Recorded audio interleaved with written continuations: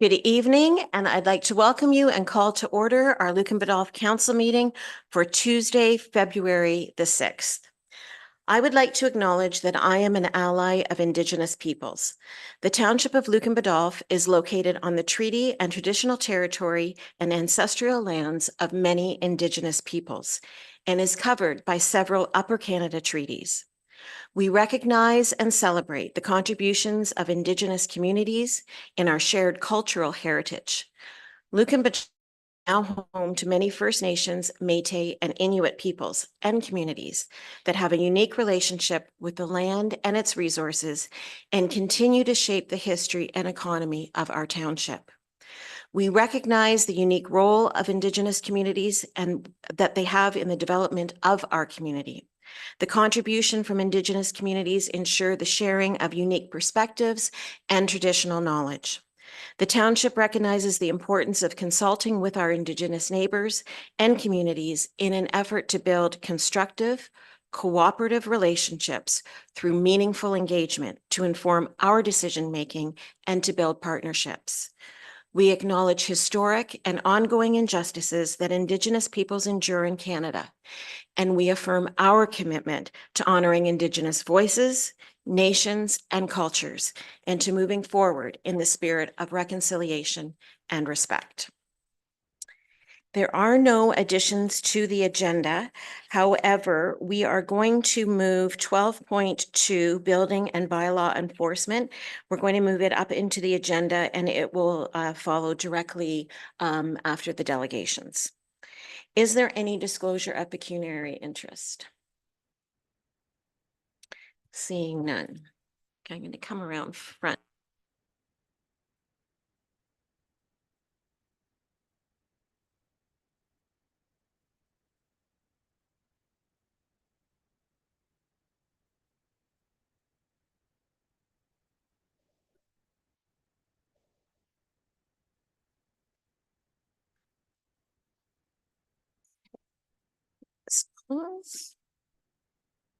There we go. I'll stand this way.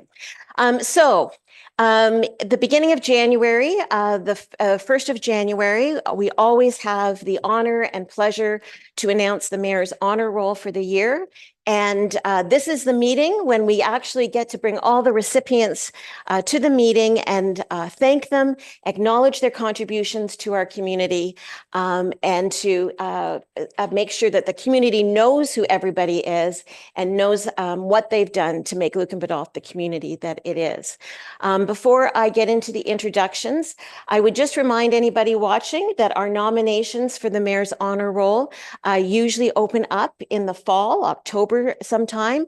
And I would encourage our residents to watch for acts of kindness, of community building throughout Lucan Biddulph. We are a community of volunteers, and there's no shortage of people that find ways to give of their time to make Lucan Biddulph the community that it is. A reminder that we can acknowledge people that are with us presently or have given to our community in the past. So think about how your lives have been impacted by somebody, an organization, or a business. And when those nominations come out in the fall, consider putting a nomination in, because we really want to celebrate all the great works that go on in Lucan Biddulph. So the first person I'd like to ask to come up this evening is Bev Noble. Bev takes on many volunteer roles in our community. In particular, she spends a lot of time at Wilberforce. I'll get you to stand over here so the camera can get you. You spend a lot of time at Wilberforce and work with some children that, as your daughter said, just might need a little extra hand, particularly in grades 1 and 2. And you're a member of the Parks and Recreation Committee, which is something that you've taken on since last year. So you've certainly found your way to put your stamp on Lucan Biddulph, and we want to thank you and congratulate you for all that you offer to us.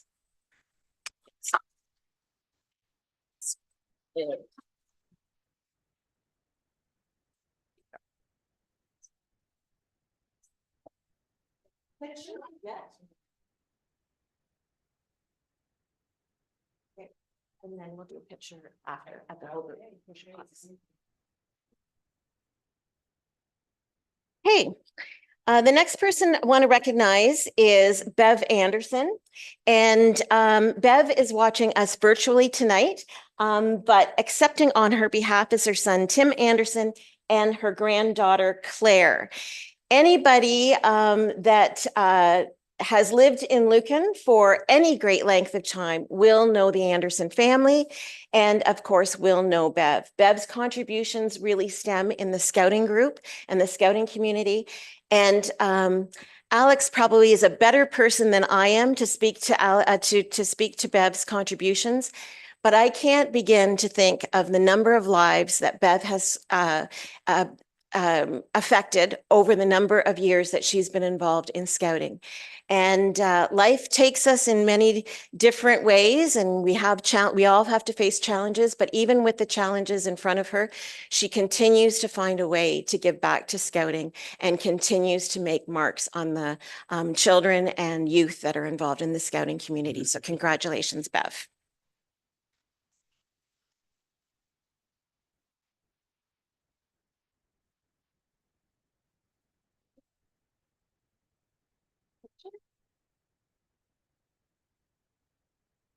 Great.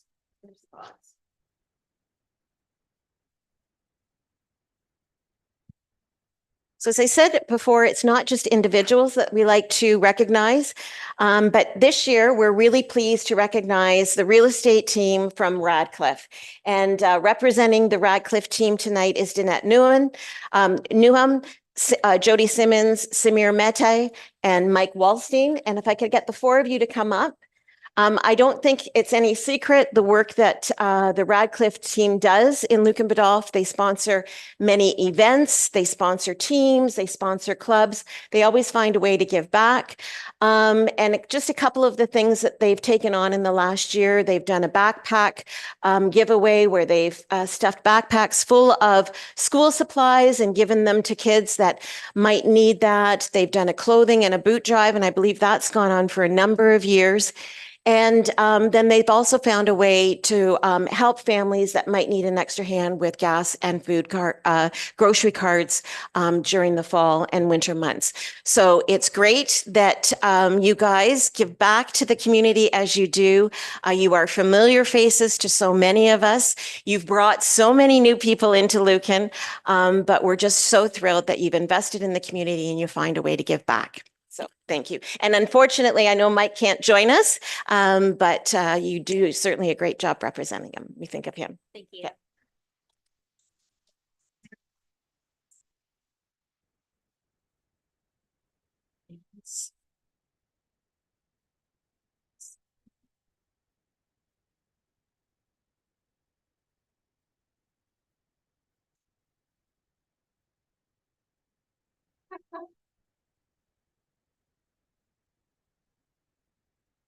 Thank you. Yeah, thanks. Yeah. Yes. Perfect. Okay. So I said this when I made the announcement on January 1st, but I do not think that there could be a better ambassador for Lucan Biddulph but Curtis Slogas. Curtis is a Special Olympian. He's a competitive power lifter and competes right across the province. I believe he goes to the provincials in May. But anybody that sees Curtis, you would have seen him at Tim Hortons on Saturday.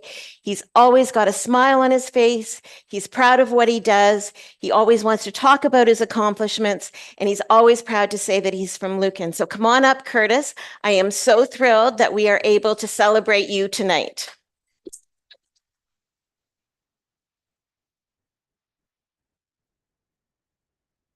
So if you were at Tim Hortons on Saturday, I think you had 5 of your medals. There's a picture on the Discover Lucan Biddulph Facebook page and with you wearing the medals.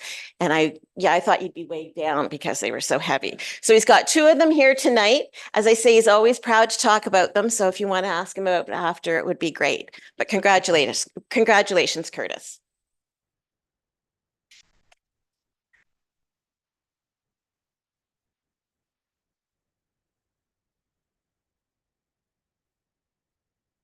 Oh.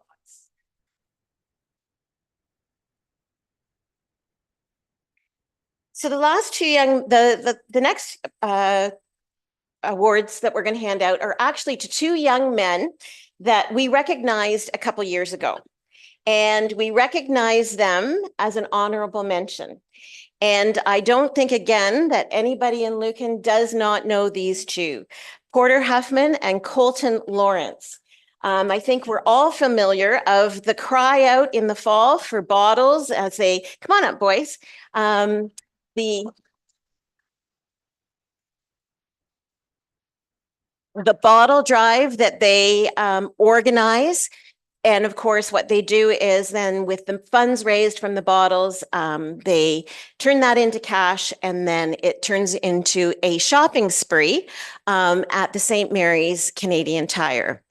And I don't think a couple years ago when I first met you that I would be saying how much this drive has grown. I think your goal this year was $8,000, right?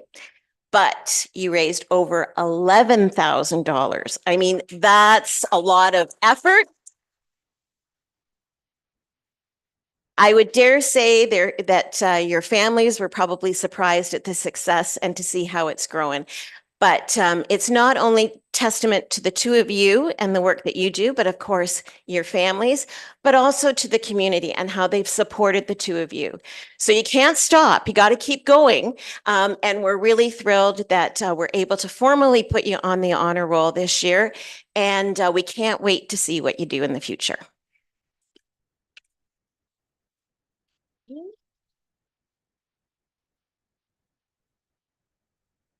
Is Colton's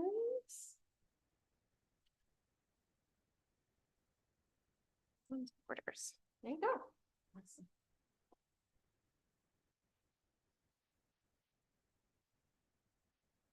Okay, great. Thank you. And then we're going to get a big group shot out here. If everybody wants to come up over here, we'll try to squeeze everybody in.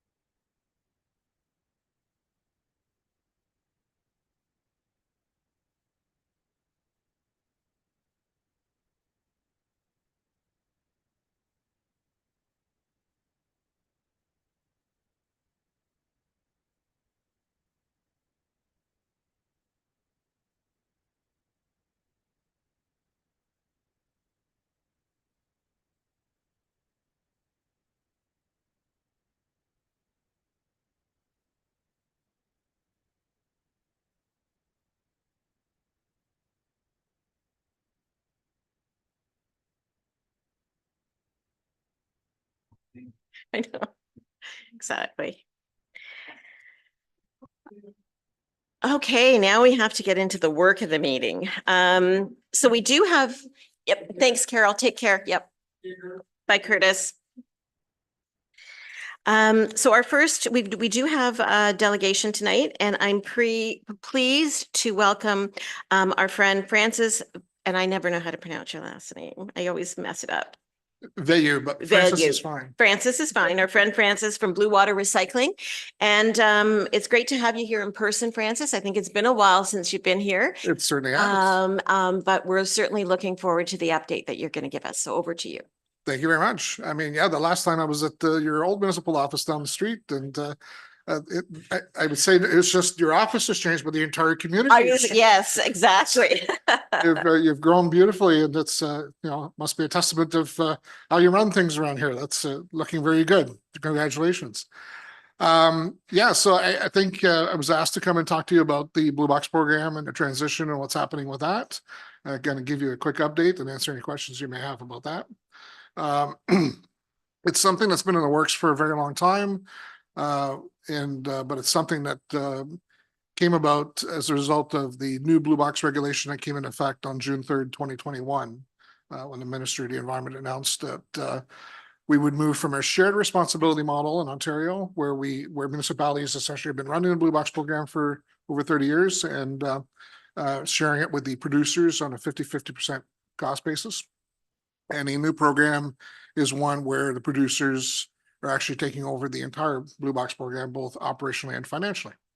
And so for the last couple of years or more than that now, we've been discussing how that's going to happen in the local communities that are serviced by the association. You're one of our members, one of the 20 member communities that form the association.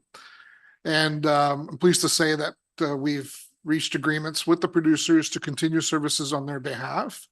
And that will ensure that your services will continue seamlessly, to no difference to your residents, as far as it's the same truck, the same people that are going to be servicing you, same bins, same days, everything else, the same frequency, everything. So while it will happen on April 1st of this year, you'll probably notice nothing. And other than who pays for it. And as of April 1st, the producers pay for your Blue Box program. And so that disappears from your tax bill as an expense. Now, they are responsible for all residential properties. They're not responsible for commercial properties. And so there's still a remnant, I guess. That's probably, just guessing top of my head, is about 5% of what you used to pay to service the businesses will continue. The rest of it is picked up by the producers. So so we call this a transition period. So they started converting municipalities last July, on July 1st of 2023. Large cities like Toronto, London, Ottawa, Sarnia were all part of the first group that transitioned to this new system. And every year, a third of the province is converting over. We're part of the second phase in 2024, and the last phase will happen next year with the last third of the municipalities in Ontario. All of our members convert at the same time, April 1st, and everything happens at the same time. Now, during this transition period until the end of 2025, absolutely nothing will change as far as, like I said, your containers, your Blue Box, the materials that are in your Blue Box, your frequency, whatever. As of 2026, the obligations of the producers open up a little bit, and well, maybe open up isn't maybe not right terminology, but they change anyway.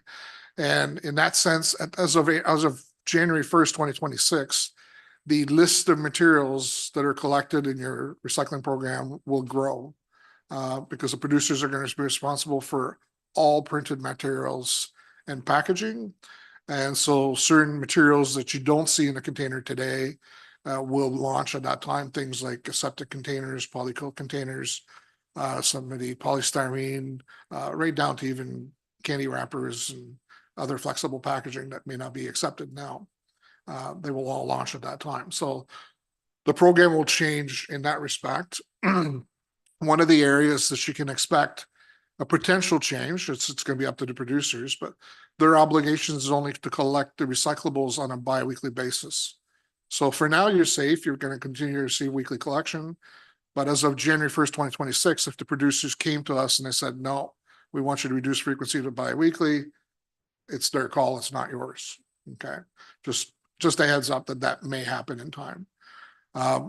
Regardless if that happens, we're required to provide the number of containers required for the residents to continue to recycle.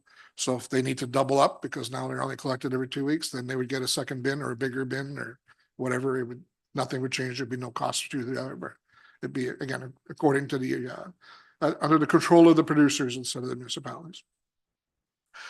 So beyond that, and the other thing is that they're not responsible for businesses or commercial enterprise.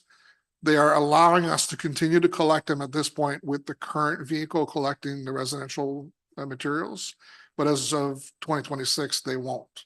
So I'm not telling you that service would stop at that point. That's not our intent. And we are not even considering that at this point. But it just means that we'll have to service them with a different vehicle and can't commingle that material. So that will have some impact about the type of service we can offer and perhaps the cost to service those particular establishments at that time. Okay, but that's 2026. That's stuff we're going to be working on in the next 2 years. Okay, so there'll be plenty of notice for everyone to know what's happening and how and when we can change things. Beyond that, that's really in a nutshell kind of what's happening. What some municipalities are doing is with the savings from the Blue Box program that they're not paying anymore, is they're considering alternative diversion programs, which was the intent from the day one from the Ministry of the Environment. So a lot of them are looking now at the next big item, and it's organic material and the green bin essentially. Municipalities your size, and in fact, every municipality within our membership is not obligated to provide any organics collection. So I'm not here to tell you you have to do that or whatever. Under the current regulations and law, you're exempt. You fall below a threshold, and you're good. As long as you provide or make available composters or digesters, which you do through us, you're covered. So you meet your obligations. But for some, London just launched their program. Residents kind of commute back and forth between here and London. They're starting asking surrounding communities, whether it's yours or Middlesex Centre, Strathmore Caradoc, it's the same thing everywhere. They're asking, when are we getting our green bin and whatever. So, and I can tell you that those communities are also considering it. Every community will decide on their own when it's and if it's best time to do that. Okay, it's certainly an opportunity you have should you choose to do so. Okay. Beyond that's about it. I'd be more open to answer questions or you may have. Okay, that's great. Thank you so much, Francis. I can already see hands up. Councillor Regan. Thank you very much, Francis. Nice to meet you finally. I just had a couple of questions. Just after April 1st, is the reduction of the tax bill is like I just looking at mine, so it's like I'm just wondering how much that's going to be reduced by. Just the residents might want to know how much that's reduced by. And I'll just ask the second question. So the materials that we'll be able to pick up are changing. So we're going to have some public education on that about what they can and cannot do, because now that's always been an issue with what can go in the green or what can go in the recycling bins now. I'm just wondering now if there's going to require more education for people, and when do we start doing that to make sure that we're doing what we're supposed to be doing. Yeah, so your current list of material does not change this time. It doesn't change till 2026. So we have a bit of a leadway to get to that. We of course will do education at that point, instructing residents what new materials are to include in their bin. But that will happen at that time. Now, as far as the impact locally, as far as what you do with your taxes and your fees, that's totally your decision. It's just the invoice from the association will be less than it was before. It certainly doesn't go away. We're still providing curbside waste collection. The waste disposal is still happening. There's that services to the commercial businesses is still happening. So it's not like your solid waste management program just is free now. That it's just a portion of it. So I don't want to confuse residents to think that, hey, it's no more user pay in Lucan Biddulph. That's absolutely not the case at all. So Councillor Regan, this has been a topic of discussion at the Budget Committee, and it will form part of the recommendation that has come out of the Budget Committee. But Catherine, did you want to speak to it at all at this point? Sure, and give you a highlight of what we've discussed. So since the charge we're getting from Blue Water Recycling will be basically for the first 3 months of the year, it was discussed, and one of the recommendations will be to talk about reducing just the recycling bin fee to reflect a lower charge just for this year, or we eliminate the recycling bin essentially after April 1st. Look at that cost, so it'll be reduced. That's a recommendation if council chooses to do that when we discuss at the budget level. All right, thank you for that. Thank you very much. Thank you. Yep. Any other questions or comments from council? Councillor Hodgins. Thank you, Madam Mayor, and thanks for the information update, Francis. And I just want to start and comment and say that, you know, I think we have great service from Blue Water Recycling Association, and it is always very seamless, and, you know, it's all taken care of, and, you know, we have very little issues with that. Thank you. Bit off topic question on this topic, but where does our waste and recycling go currently for our township? Yeah, so our operations are based in Huron Park, just up the road near Exeter. So all our trucks leave that area every day. In your case, you're serviced on Fridays, so there's, I can't remember, there's 3 or 4 trucks that come down here, but they leave there and service your community. The waste that we collect, because you don't have a disposal facility in your community or shared with someone else, we use a private site owned by Waste Management called Twin Creeks, just outside Watford. And so it's a private site, and that's the site we use for any communities that don't have a landfill. And while we're there, I guess it is a private facility. At this point, it has about 8 years left to its life, and they have applied for an expansion. Typically, it takes 10 years for an expansion to happen. We hope that that's not the case, because otherwise we'll be out of landfill space at some point. We have no indication that that's going to happen at this point, but there's no guarantees. Which is something that council may want to consider, at least for this year, to kind of build a bit of a buffer or reserve to look at options there. Because if that site wasn't available, the next closest is south of Chatham or the US. And there's just no way that our little trucks could drive that far with your waste without astronomical costs. It's just not feasible. So you would need some sort of transfer station in the area or an alternate site. I suppose there's 2 exceptions to that, which I didn't mention, which you would always have the potential to use the Green Lane landfill site owned by the City of Toronto or the City of London if they let you in. You know, but you're limited as far as options. As far as the recyclables, I'll go back to our facility in Huron Park, where we process all the materials there. It's fairly automated. We have about 6 processors, 6 people in the plant. The rest is all automated with optical sorters and robots separating all the materials. And then our practice is that the 12 or so commodities that we create out of the mix of materials that we collect from you, we like to keep them as close to home as possible. So all our markets are, most of our markets are in Ontario. If not, there'll be some markets in the US just because of market conditions. We do not export overseas. We know exactly where all our materials go to, and I can guarantee that what's collected gets recycled. So we have markets like EFS Plastic and Listowel will handle all our HDPE. Ice River in Feversham, Ontario, got its all the PET bottles, your water bottles and stuff like that, makes new bottles out of them. A lot of our cardboard and stays here in Ontario and goes right back into boxes in Whitby. Aluminum has to go to US because that's where the bills are. The steel stays here in Ontario. So that sort of thing. We keep it close to home. We know exactly where things go. Good. Thanks for all that information.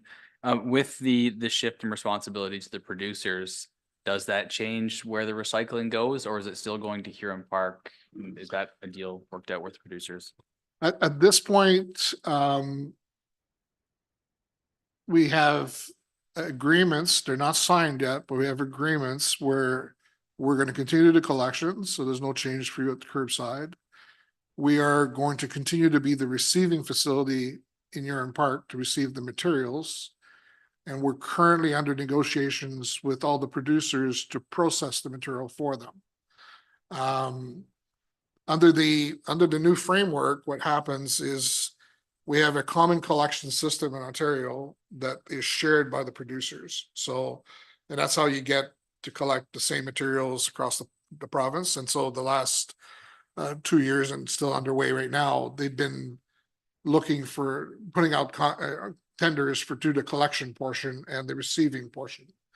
But once the material has been collected and received at receiving facilities, each producer is responsible for their share of the material. Now, to simplify things, there's about 3,000 producers in Ontario, so to deal with 3,000 entities would be a bit of a nightmare.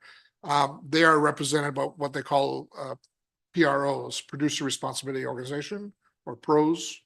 And so in Ontario, we have 3 of those organizations right now, one called Circular Materials, one called RISE, and one called H2 Solutions.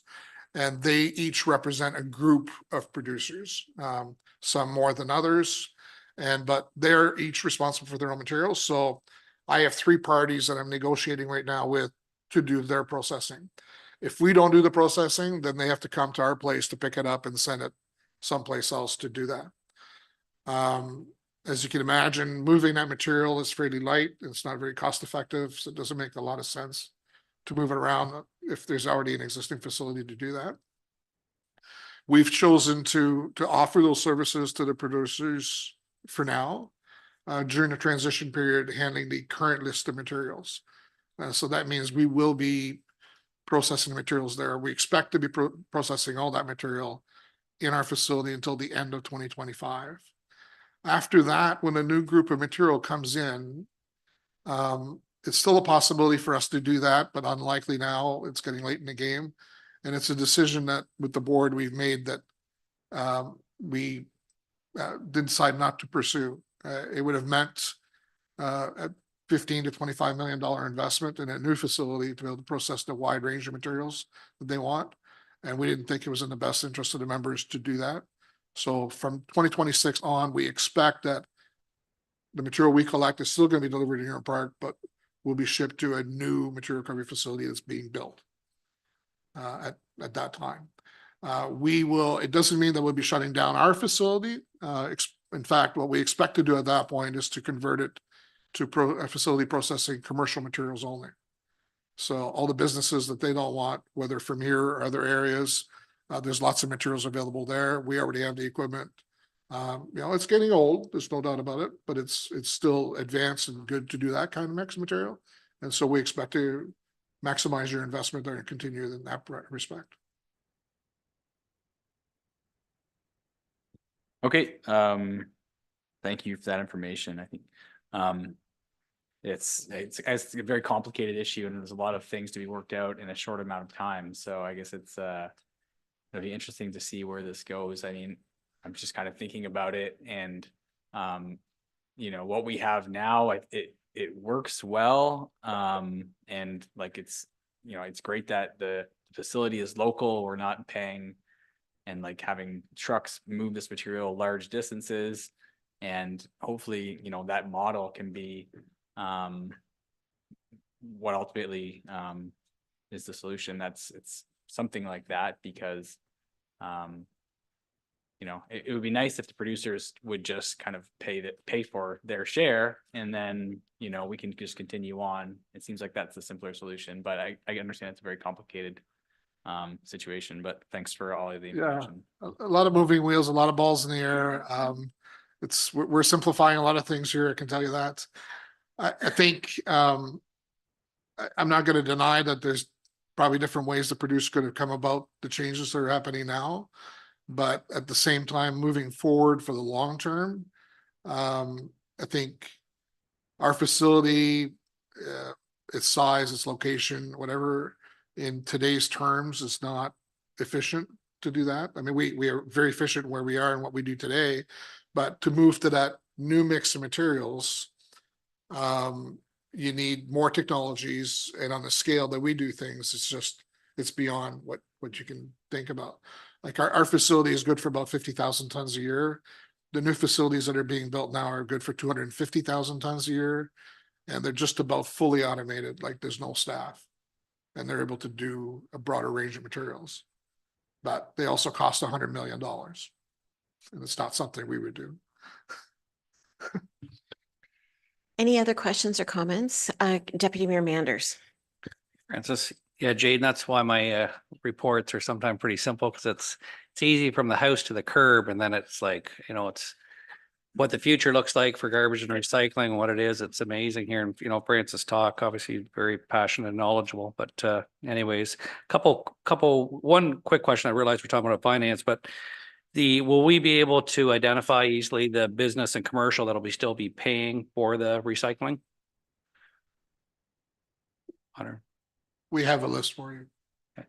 So then we could continue to charge them as you charge us for that. You ballparked it at 5%, I think, or 10% of our current recycling. Yeah, I have an exact number. I just don't Yep. have it with me. Yeah. No, understood. At least, Yeah. so we could continue to bill that, obviously, as you bill us to the exact addresses. Exactly. Yeah. Perfect. That's your choice. We're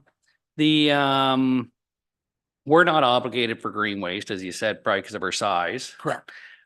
If we decide that we would like to offer that service, can we make it mandatory for our residents? Do you know Yeah. I mean, that particular portion is totally within your control. that we can make it mandatory? Yeah, Okay, it's not Yeah. mandatory for us, but we can make it mandatory for them. absolutely. Okay. And we would recommend that. but Oh, it'd be it's very inefficient. Pointless to make the investment otherwise. Yeah. Yeah, okay, no, that was one question. Another thing that in one of our meetings, and unless I misheard you, I'd like you to explain it unless it's not correct. Something to do with new buildings. I'll use the 110 units beside us and multi-use buildings or apartment buildings and servicing them for recyclables. Is that delayed or not available or not gonna happen for a certain time or not? Because it seemed confusing to me Yeah. and you didn't say anything about it. No, I didn't. You No, like I to open know, up a I can of know. worms. And this is for staff to listen clearly, if I'm right. Yeah, when the regulation was designed, it provided some boundaries as far as what could happen during the transition. And one of the concerns, especially in very large urban areas, was that, well, if the producers are going to pay 100% of the recycling costs, many municipalities were not servicing the multi-residential sector at the time. This could have been a free-for-all and just take on everybody, right? So as a means to protect the producers from that happening, you know, because you can imagine the city of Toronto, half the residents are in multi-res. And now a lot of them are getting service in that case, but other communities, maybe not so much. I mean, you could have doubled the services in just overnight, right? So as part of the regulation, there's a section in there that reads where for multi-residential buildings, any buildings that were being serviced as of a certain date are sort of grandfathered, if you want to call it that, and they're good to go. So your current buildings are good to go. But any new buildings being introduced during the transition or after that particular date, technically they can't be part of your system until 2026, and they have to register and apply for it at that time. Okay. So if you had a new building opening up next year, or 6 months down the road or whatever, it doesn't mean that we can't service them, but they can't be part of that producer program. It would be a private service arrangement until 2026, and then they could apply to join the rest of the community. Okay. Because our current 110 units, I believe it is beside us, would be that example that they'd have to apply separately, correct? I take it they're not open right now. They're Yeah, not. they would fall into that category. Yeah. Yeah. So again, it'd be news to them. I just kind of wanted, maybe staff knew that, maybe they didn't, but I think it's important to know that. No, Yeah, it's again, It's let's be like clear, the they wouldn't service- go without service. It's just that maybe for an 18-month period, they'd have to pay for that service. Exactly, yeah, just not, I think it's just, yeah, Yeah. they get a call, gotcha. No, I thought if I had one more thing, I think, and then my recycling notes, just let council know, the notes that are in there for today's meeting. I missed that meeting. I was away on holidays, so if you have questions, I won't be as thorough this meeting. So if Francis is here, feel free to ask him before it gets to that point. But anyways, thank you. So. Do you have another question, Councillor Regan? Just a comment, if I may. I'm just thinking now, just with producers taking on the expense of recycling, I'm hoping what we see is producers finding a whole brand new way of packaging things a little more environmentally friendly. Because once you have to start paying for it, and I'm just wondering if that's something we can see in the future. Just a comment. It's one of the intents by the act and the regulation that's written. Whether that happens or not, time will tell. Time will tell.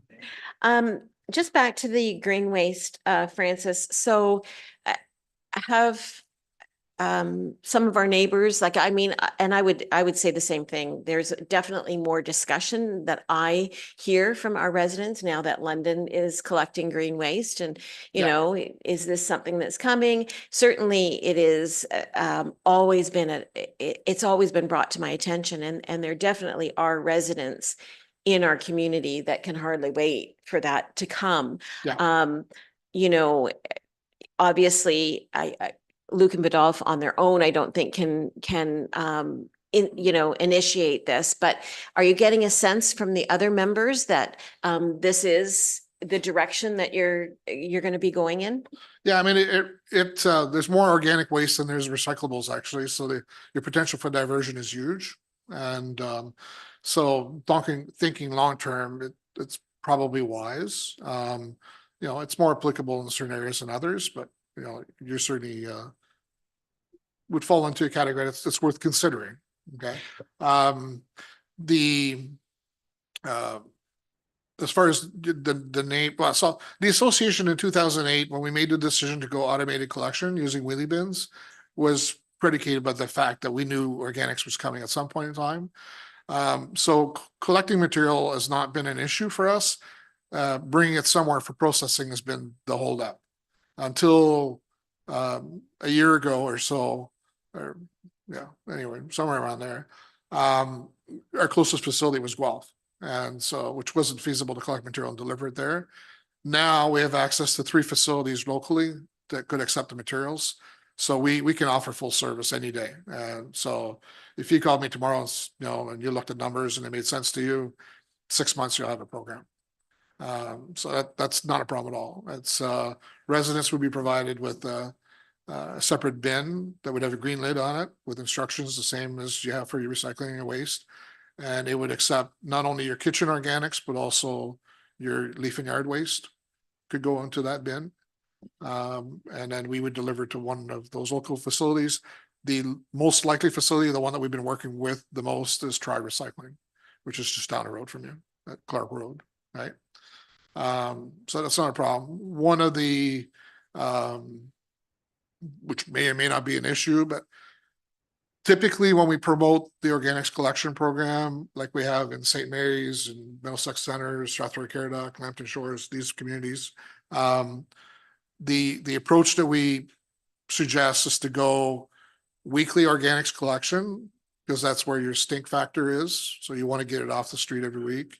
And then you want the waste, the residue of the waste and the recycling to alternate on a bi-weekly basis. So every week we'd be here to collect 2 streams, you know, maybe this week organics and recyclables, and next week organics and the residue, and then go back and forth. That's usually the format we propose because that's the most efficient and keeps costs down and still provides a level of service that's compatible with what the residents need. In your case, the one stick in the wheels for that is that you're currently receiving weekly recycling, and it's no longer your call to decide what frequency you get. The law requires the producers to provide you with the same service you had before they took it over. So that means at least until 2026, your recycling has to stay weekly. Yeah, you have no choice.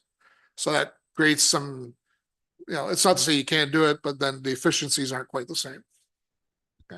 Okay, thanks. And then one last question on the green waste. So to start that program, again, it's like the recycling and the cost of the program is essentially in the bins. Is there any startup cost that would be expected from the municipality? If we said, you know what, Francis, we're in, we want this in 6 months. Yeah, no, it's all built into the operating costs for us, so no different than your other waste and recycling services. So whether the cost of the bins or the trucks or implementation and all that stuff, it's all built in. So if the cost is $50 a year, it's $50 a year. There's no upfront capital that you have to worry about. Same as the other ones, the association will continue to own the bins, continue to maintain them and replace them as needed. There's no worries on your part to get into that part of business. Okay, great. Thank you for that. One last call for questions, comments. Councillor Hodgins. Thanks, Madam Mayor. Just something that came up in this discussion about green bins. And I'm not sure if you'd be, I guess, privy to the information of what other municipalities are doing with the change in the recycling bin fees. I think I recall hearing discussion about maybe taking that the fee, if it was to be carried forward for the year, and then using that to either save up for a green bin program or put it towards a green bin program. But have you heard what other municipalities are doing with their recycling bin fees, whether they're just cutting them and for the taxpayers or putting them towards something like a green bin program? Yeah, your community is a little bit different than most of our members. In fact, that you have both a waste fee and a recycling fee for your residents. Most of them is just a one encompassing fee for all services. The conversations that I've had with the different communities so far indicate that for 2024, they're looking at maintaining existing fees and refocus some of the savings, obviously, towards other programs and or to build reserves.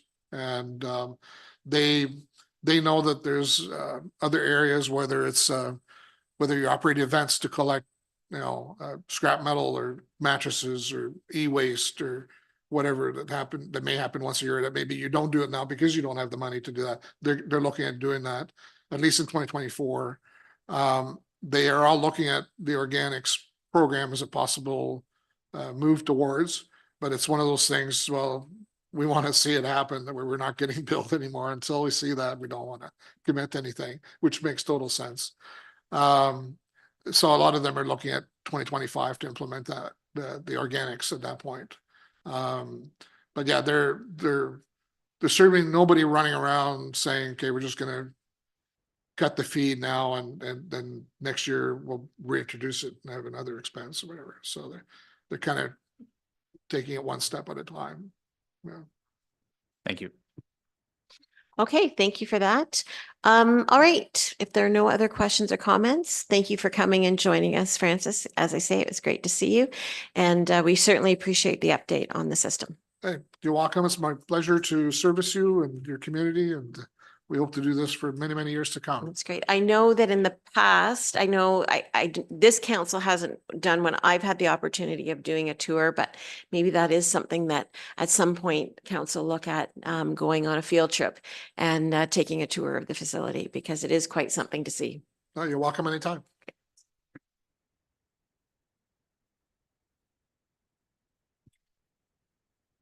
Okay, I'm going to jump ahead to item 12.2 and ask Arnie Marsman to take his spot in the speaker's desk and deliver the reports that he has submitted. And while he's getting ready, I will thank him for coming in person, and it's great to see you. So over to you, Arnie. Thank you, Mayor. Good evening, Council. I'm happy to be here in person. It's nice to do that from time to time, for sure. So I have two reports to present to Council today. The first report I'll speak to is the fourth quarter and year-end building report for Lucan Biddulph. I'll start with sort of an introduction of what we've seen. there's no beating around it, that it was a slower year for Lucan Biddulph. The pattern is pretty consistent across the Southwest region. Middlesex Center saw the same slowdown in residential, especially. In our partner municipalities, Southwest Middlesex and Adelaide Metcalfe actually did very well. They exceeded what they did last year or the previous year, because of some good townhouse developments, and North Middlesex actually held its own, but certainly Lucan Biddulph and Middlesex Center did take the brunt of it with a reduction in residential. So that specifically, last year we had 31 new dwelling units in comparison to 46 new dwelling units in 2022. That year we also had 3 apartment buildings, so it was a great year in 2022 and a couple years prior to that as well. And construction values, we also saw them reduced significantly, down to $23 million from $64 million in 2022. Now, all that said, I mentioned to the mayor before the meeting tonight, I drove into the village from the north, and you never would guess that last year was a slow year because of coming in from the north in the dark with the plaza lit up. The village looks great, and all that was pretty much built and inspected in the past year. So the permits from 2022 were generally built in 2023, and we see what we have there today. It looks really good, and the apartment buildings just next door look really good too. So all that said, it was a bit of a slower year, but it's looking up. Actually, this year we're starting off similar, but the lots are there. Council and staff are doing what we can to be prepared for business to pick up, and it definitely will. It's just a matter of time. I'd like to highlight a couple accomplishments of last year. In our building services agreement with the 5 municipalities, we passed a new building bylaw. The building bylaw is consistent across all 5 municipalities, so that's a nice thing for staff to have. It outlines a number of inspection policies, building permitting policies, refund policies. It's all in the building bylaw, so it's nice that we were able to all pass that one consistent bylaw. And also just highlight again that we won an award recognition for our service agreement, the agreement between the 5 of us. So we like to beat that one more time. Next page of the report, I provide a few tables in comparison, just a summary of what we saw this past year. The first table outlines each municipality and the number of permits, new dwellings, and construction value that each municipality had, and compares to 2022. So you see how Lucan Biddulph did in comparison to its neighbors. In total, we issued 962 building permits for 268 new dwellings and 236 million in construction value, which is somewhat comparable to the previous years. So we're pleased with that generally over in this region. The second table provides a general comparison of the 2023 to the previous 5 or 6 years in Lucan Biddulph. We like to keep these statistics just so you know how we compare to previous years for dwellings, permits, construction value, fees, development charges. There's a lot of statistics there just to go through. And again, you'll see the number of new dwellings, the 31 is a low for this table, but it's in comparison to some really good years that we've seen in the municipality. And the third table provides just what happened in the fourth quarter, what we saw in fourth quarter, and year-to-date numbers of specific types of permits, whether it's new housing, garages, sheds, commercial, industrial, septic systems. It's a bit of a breakdown of all of the permits that we saw in the township last year. So if you're wondering, how many septic systems were installed last year, you can get that out of this table as well. The fourth table is a breakdown by community where we saw housing starts or new dwellings in the past year. And it's another just good comparator to see where we're developing our new homes. See, Granton did really well in 2023 with 8 new dwellings. Many of those are still being built, but it's done well compared to the previous 6 years. So that being said, I'm open to any questions with this report. Okay, that's great. Thank you very much, Arnie. Yep, big difference in the numbers, but as you say, driving through, certainly it still looks like things are happening. So it's still exciting for the community. Questions or comments on what's been presented? Deputy Mayor Manders? Just maybe not more to staff, I guess, just the DC charges then now they go up 5% this year, correct? Like last year was it was 80%, now it's 85. Am I correct in that? 85. So again, in a down, not to be whatever, but in a down year, we couldn't have hit better for building permits. I mean, I know it's not what we all want, but it's very impactful to our community. The higher that number, like that's who's paying for it, is the rest of our residents on a higher number. So a higher number just simply means the taxpayers on that whole chart is subsidizing the builder more that year. Correct? I mean, Well, another way to look at it. through the mayor, it depends on how you look at it. Development, there is that capacity in the sewage plant still. So when the houses are built, it will pay towards it, and the development charges, if we're building 50 houses last year or next year, they're paying for that capacity and those upgrades. So I'm not the numbers person, but I think No, I agree when we're getting 100% because you can't overcharge for DCs. For sure, You're yeah. 100% right. That's as I'm saying that you're bang on when we get 100% of our DC charge because you got to take all those costs into effect. When it's 8, 15 or 20% less, your residents are all paying the developer's tow to offset all that. So yeah, no, Yep. that's a very good point. you're, Deputy Mayor. yeah, you're exactly right. Yeah, but But I that feel- phase in, yeah, that phase in but- is hurtful. yeah. Okay, any other questions or comments? Councillor Hodgins? Thanks, Madam Mayor. Two questions. The first question is, we've seen, I think it was through the AMO watch file that the province was looking for feedback on a modular housing strategy. So I just wanted to ask Arnie for your opinion or some comments on modular housing. Is this something we're seeing more of, or we're expecting to see more of, or is it more something that's rolled out in the larger cities? Just any comments on the modular housing? Sure, through the mayor, we support modular housing. So modular housing, for those that don't know, is housing that's generally built in a plant. So on site, it makes our job a lot easier. Actually, on site, you're pouring a footing and a foundation, and they bring the house in on a flatbed and they lower it on top of the foundation. We don't have to do framing inspections, insulation, plumbing, HVAC, occupancy even. It's got the smoke detectors already built into it. So it's for us, it's the site preparation, it's the footing and foundation, and it's also maybe the access stairs or decks, how you get into the building that we're looking at.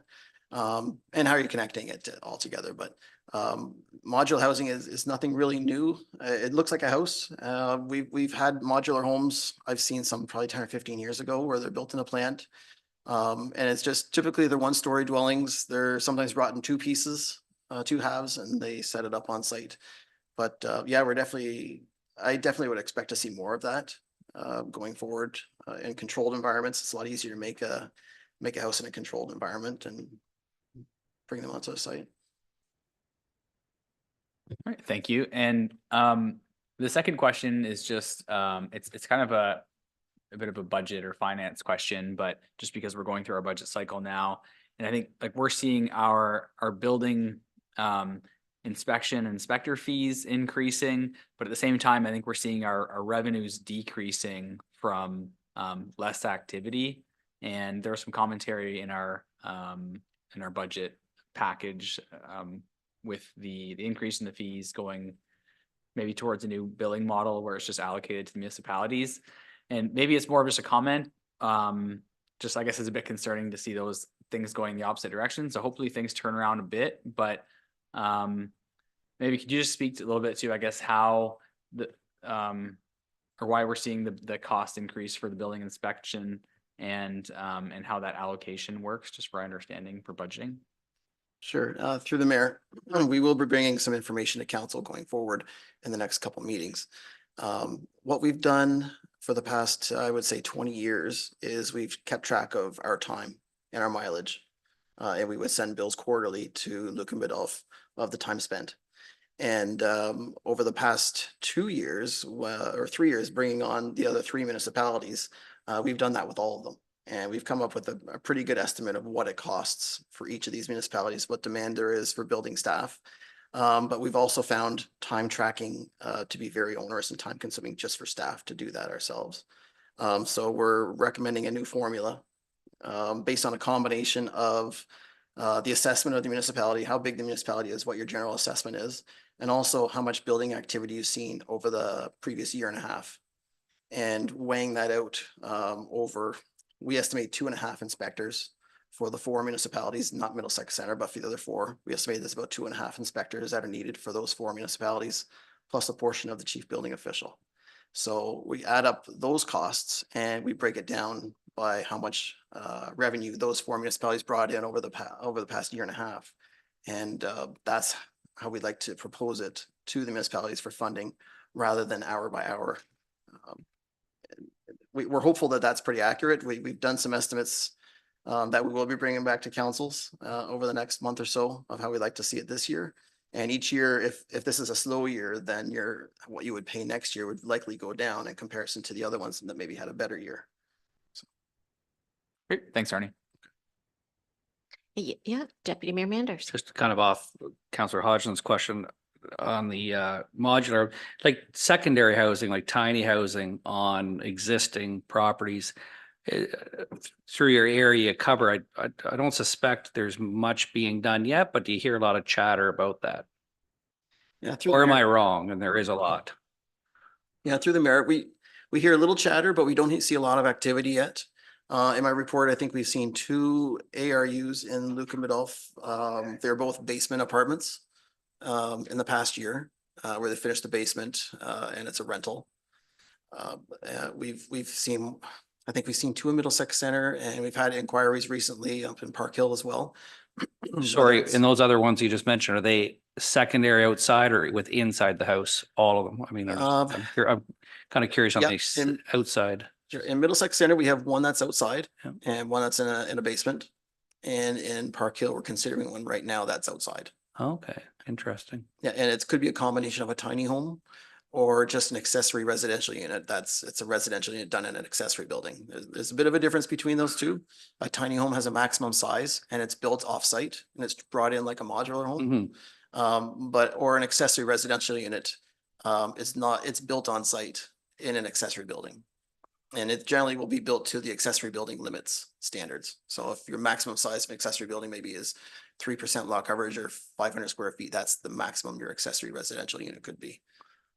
So we're working with the planning departments right now, kind of nailing that down as how we want to deal with those. What would be the main concern on a converting a basement that you would see that someone just thinks, you know what, I need to create extra income because of interest rates and everything. What do you find? Is it windows or emergency exit, or is there anything you can say, you know, that people should be cautious of or confirm?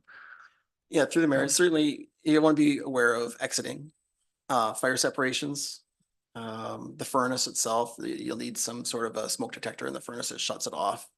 A lot of houses right now, I think we find builders are starting to design a little bit with that in mind, that a side entrance that you could easily block off and just send it down to the basement. But you know, if they don't have that set up right now, that's kind of a small challenge, but you can get around it. But it's just that independent entrance to the lower level is one of the challenges. Independent entrance. Yes, yeah. So you don't go into the house and see the main floor. It's almost like you're walking into a foyer. You go up or down, or just a primary entrance down to the basement. Any other questions? You took my question because I was going to ask about the ARUs and just to see if you're just getting it, at least any more inquiries and what the chatter was, if there was any uptake on that, but it just seems to be a slow transition into that. I've seen that. Yeah, it is very slow in our region right now, it seems. Okay, great. Okay, so for that report, I would ask for a mover and a seconder to receive that report for information. Councillor Regan and Councillor Hodgins. All in favor? And that's carried. Okay, and then the next one. Sure. Through the merit to council, I'd like to present our year-end bylaw enforcement report. Middlesex Center began providing some bylaw enforcement services to Lucan Biddulph back in 2012. And in comparison, right, with this report, we've got last year's numbers and this year's numbers, for tracking it a bit better. I don't have a lot of history beyond that. And unfortunately, I can say that this year the numbers have gone up contrary to building permitting, going down. We found that, bylaw enforcement numbers have gone up from the previous year. I have to tip my hat to our bylaw officer, Dan Allery, who's has really assisted with putting this together, and a lot of the numbers. In the report, I do refer to some calls for service in Middlesex Center. We've seen 255 complaints in Middlesex Center, and we've responded to 43 complaints in Lucan Biddulph. And in the report, we provide a bit of a breakdown, a pie chart kind of breaking down, showing generally property standards and animal control are the highest ones that we get calls for. And that could be long grass and weeds to property maintenance. And the animal control could be from chickens to dogs at large that we've had to deal with. So in the first table, it summarizes, what we've seen in comparison this year, 2023 to 2022, the number of complaints that we've seen. And as far as I know, they've all been completed and closed from last year. So it's been a good year just for follow-up and taking care of these situations. As you go down the report, we provide a couple of pictures of things that we've dealt with this past year. I think these pictures are all taken in Middlesex Center. So, next year I'll find some special ones for you in Lucan Biddulph. But we dealt with pit bulls in Middlesex Center. They were acknowledged, they were bred, and they were put on a very short clock to remove the dogs from Ontario, and they did that right away. Pit bulls are not legal animals in Ontario. And a couple of pictures as well of some sites that have been cleaned up in the past year. The first one is more property standards with yard waste and debris, and the other two showing grass and weeds in some of a couple subdivisions that we've had. But that's the report. If there's any questions, I'm happy to answer them. Okay, thank you for that. Councillor Regan. Thank you, Madam Mayor. Thanks, Sarni, for that. Last term, we had a couple of people, we actually had one delegation come in talking about feral cats. And I'm just wondering if that's been an issue with animal control. You mentioned dogs and chickens, but no cats. It's a good question. I guess when calls, even the clerk's department would get with the feral cats. I think Hillside Kennels would respond to this. We do have cats at large. We've had complaints of cats at large, and it's very difficult. It's difficult to chase these cats at large down. If people can catch the cat, Hillside will come pick up that animal. Or if landowners are open to really babysitting a trap so that a cat's not left outside at -10 and dies. But if some people are interested in trapping a cat and making sure that it's when it's caught, it's called in right away. We have done that. It's very rare that we've done that, but we've done that for people where it's really been a problem. But otherwise, it's like a dog. If we have a roaming dog, bylaw enforcement or animal control doesn't come out and find that dog, it really needs to be contained in a yard or on a leash, and they'll come pick it up. The same with the cats. And I know that it was a huge issue, and it was in around my neighborhood actually, and there was a lot of complaints. There was I just didn't know whether the complaints had gone down just specifically for that or not. I hadn't heard anything for a very long time, so I don't know if it's still an issue or not. So yeah, it's been somewhat quiet, but I suspect it's still occurring, and we're just not hearing about it. All right. Thank you. Any other comments or questions on this report? Okay, with that, I would ask for a mover and a seconder to receive that report for information. Deputy Mayor Manders and Councillor Regan. All in favor? And that's carried. Thank you very much for coming in. Arnie, have a good rest of the evening. Yeah, thank you. Yep. Oh, sorry, Jeff? Yeah, Madam Mayor, if I may, just to kind of go with this report, because I did ask Julie to pull up. So Dan does a great job. I agree 100% with Arnie. So a lot of the times when we do get complaints into the office, we make a decision on exactly when to bring Dan in and get the official bylaw activity going. I just wanted to let council know, even though parking was only 2 infractions last year, we actually had 27 complaints come into the office. And some of it was dealt through inside staff, or we determined that it wasn't, it was too late to follow up on. Or we did use our winter parking tenant security to follow up on some of them. And then we did pass a couple along to Dan as well, particularly in one of the subdivisions we were having a problem with. So just wanted to make sure that if someone was watching this, there are other complaints on the parking side of things. Thank you for that clarification. And again, have a good evening, Arnie. Thank you. Thanks, Jeff. Okay, flipping back, we will look at the minutes from the January 16th meeting. And it seems so long ago. And if there isn't anything that needed to be amended or anything, I would ask for a mover and a seconder to approve those as circulated. Councillor Regan and Councillor Hodgins. All in favor? And that's carried. Business arising from the minutes. I don't think that there was anything that was added to it or anything. Was there anything that council wanted to put on business arising from the minutes? Okay, then we will move on to correspondence. There's been 2 letters that have been pulled by staff, and the first one is the request for municipal delegations. Ron, at Good Roads. Thank you, Madam Mayor. So we've got a list of 4 potential meetings so far. If any members of council can think of any additional ones, please let us know. But at the present time, we've got the sort of the standard ones for the Ministry of Municipal Affairs and Infrastructure.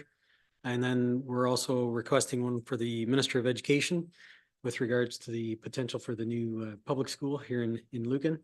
And then the last one would be with the MTO to possibly 2 discussions. One discussion on the license sticker renewals for our larger trucks that is costing quite a dollar amount for our municipal vehicles that really maintain our municipal roads. So that's the one issue. And then we need to make a decision whether we start to broach the subject about extension of the connecting link at the south end of Lucan. So those are the 4 that we have on our list. If anybody else has any other suggestions or any other possibilities, please let us know. All right, any comment on that? Okay, the next one is a letter that we received with an attached motion from a resolution from Thames Center. So this is kind of tied into my report on the Police Services Board.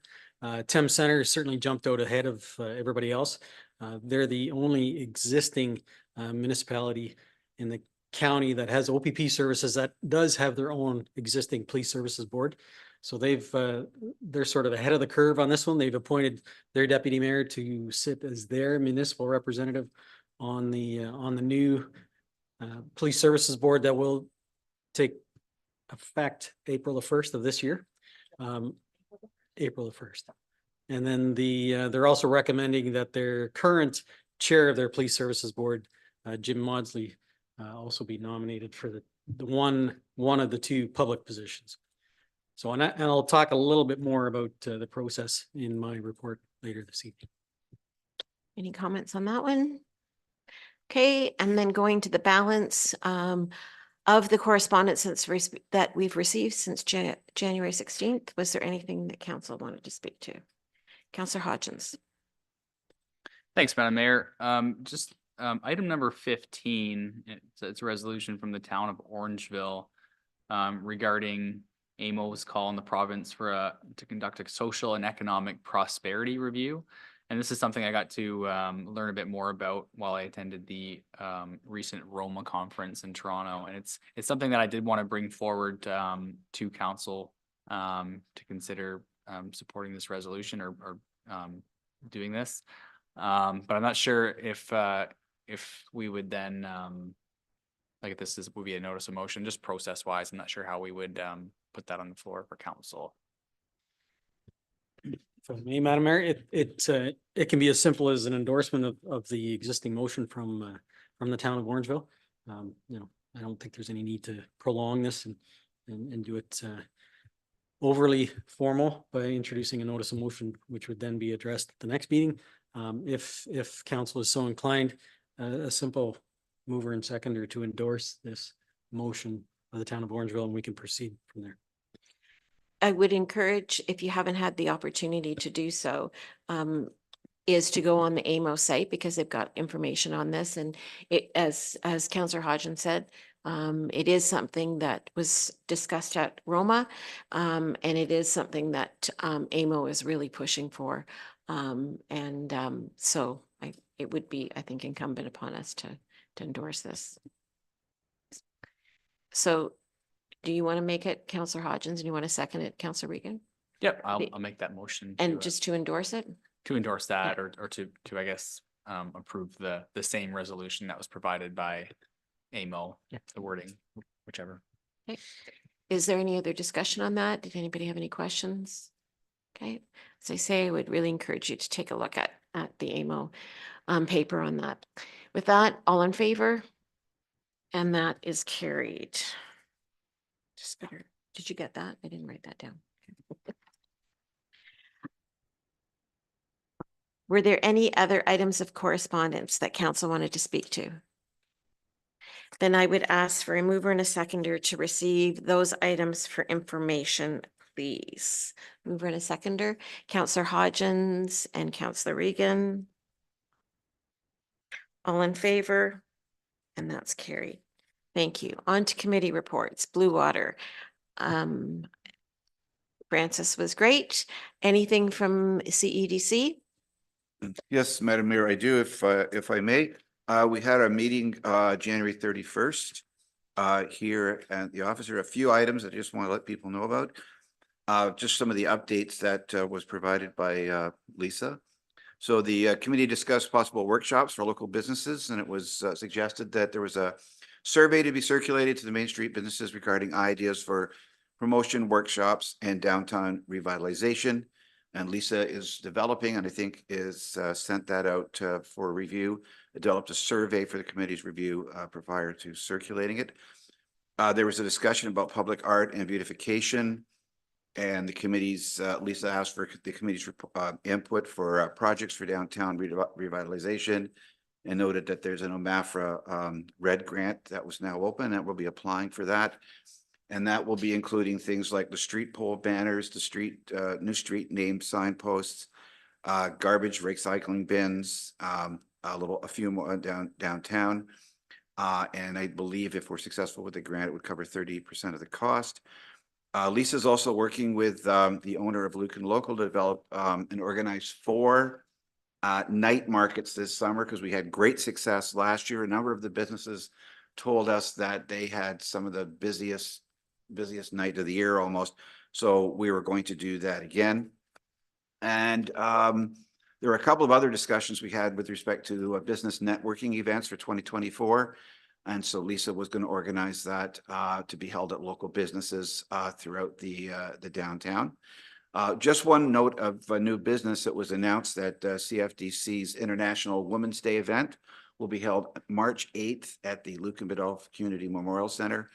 And that if people need to have more information, I don't know if registration was open yet, but the registration is at www.cfmiddlesex.ca for more information. And our next meeting is scheduled for March 27th. Okay, Thank great. you. Thank you very much. Any questions on that?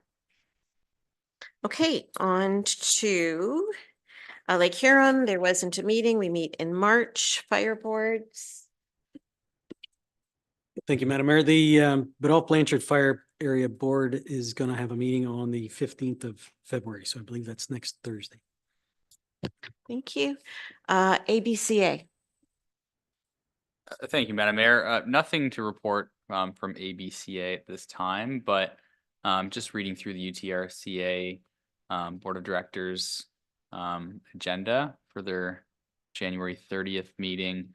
Just wanted to bring to council's attention that the Ministry of Natural Resources and Forestry has again decided to freeze fees for conservation authorities for the second year. This was something that was also brought up during the ministers forum at Roma. It was a question that was put to the minister, and he said he would follow up. So here is that follow up, and they are freezing fees again. So this is I guess it's reducing revenues for the conservation authorities. And I guess these are ultimately costs that are getting passed on to the municipalities.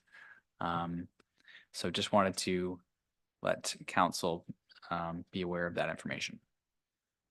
Okay, thank you for that.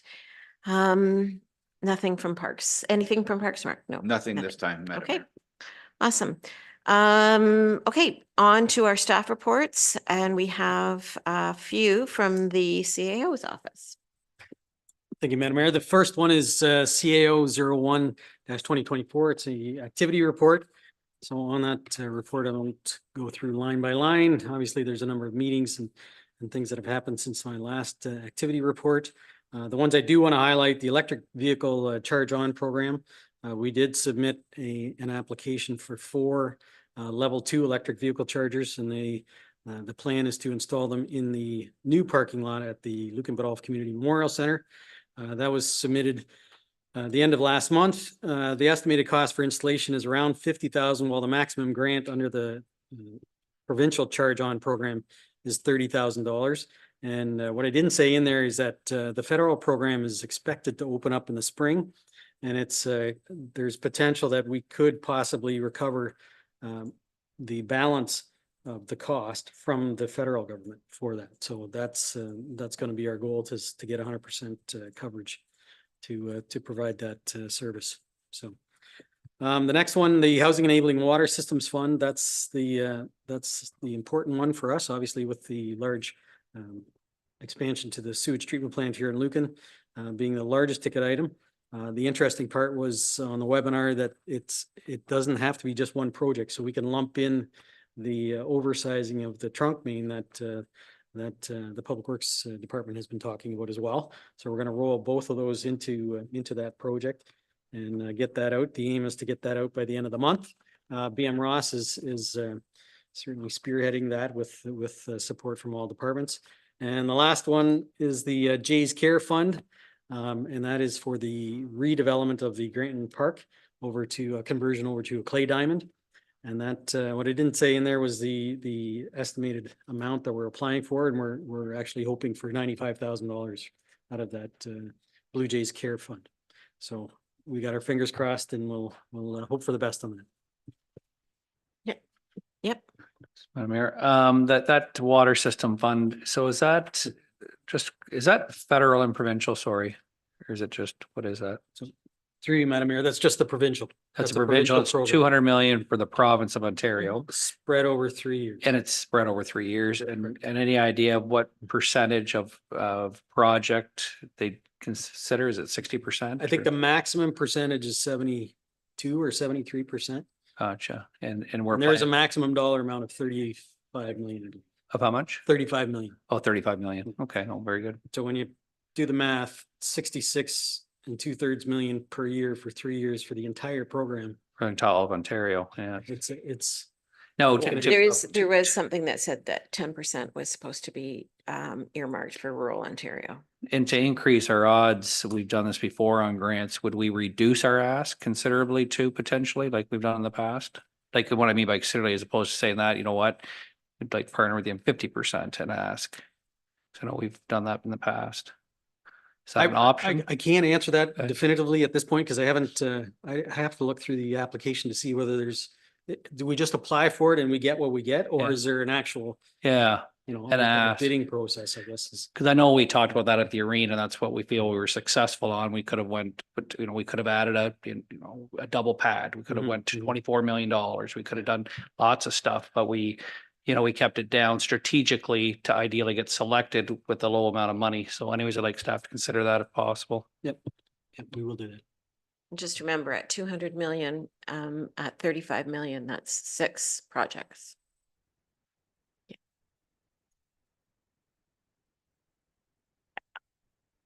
Well, and I don't know whether or not, I'm trying to think, because there was a lot of talk about that at Roma. I do wonder, like, I think there might be a weighted or like they may not give you all 73%. Like they might come back and say, we're giving you 41% or something. Like for some reason that sticks out, but Yeah, anyways.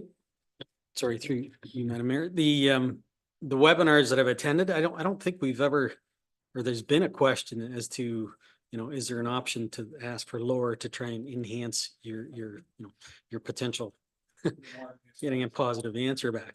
Yeah, so I'll have to look into it. I mean, they have encouraged that you bundle them together. I mean, that was, I mean, at the session you and I went to, they even said about partnering with neighboring municipalities, but they did talk about bundling projects together. So if you had 2 or 3 projects, you could put them together. And but anyways, Councillor Hodgins.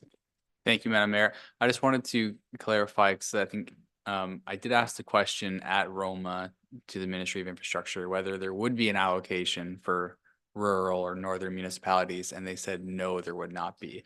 I think that was the Building Faster Fund that was previously announced, the 1.2 billion, where there was going to be 10% earmarked, but this one, it's open to all, and you know, we're competing against the likes of Toronto and others.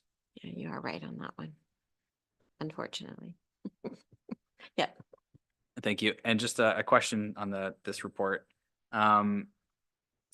For the EV charging project, I just wanted to confirm whether I guess we don't know if we're going to be successful or not yet, but have we budgeted funds then within the 2024 budget to cover the cost? Should we be successful with the grant, but not with the stacked portion?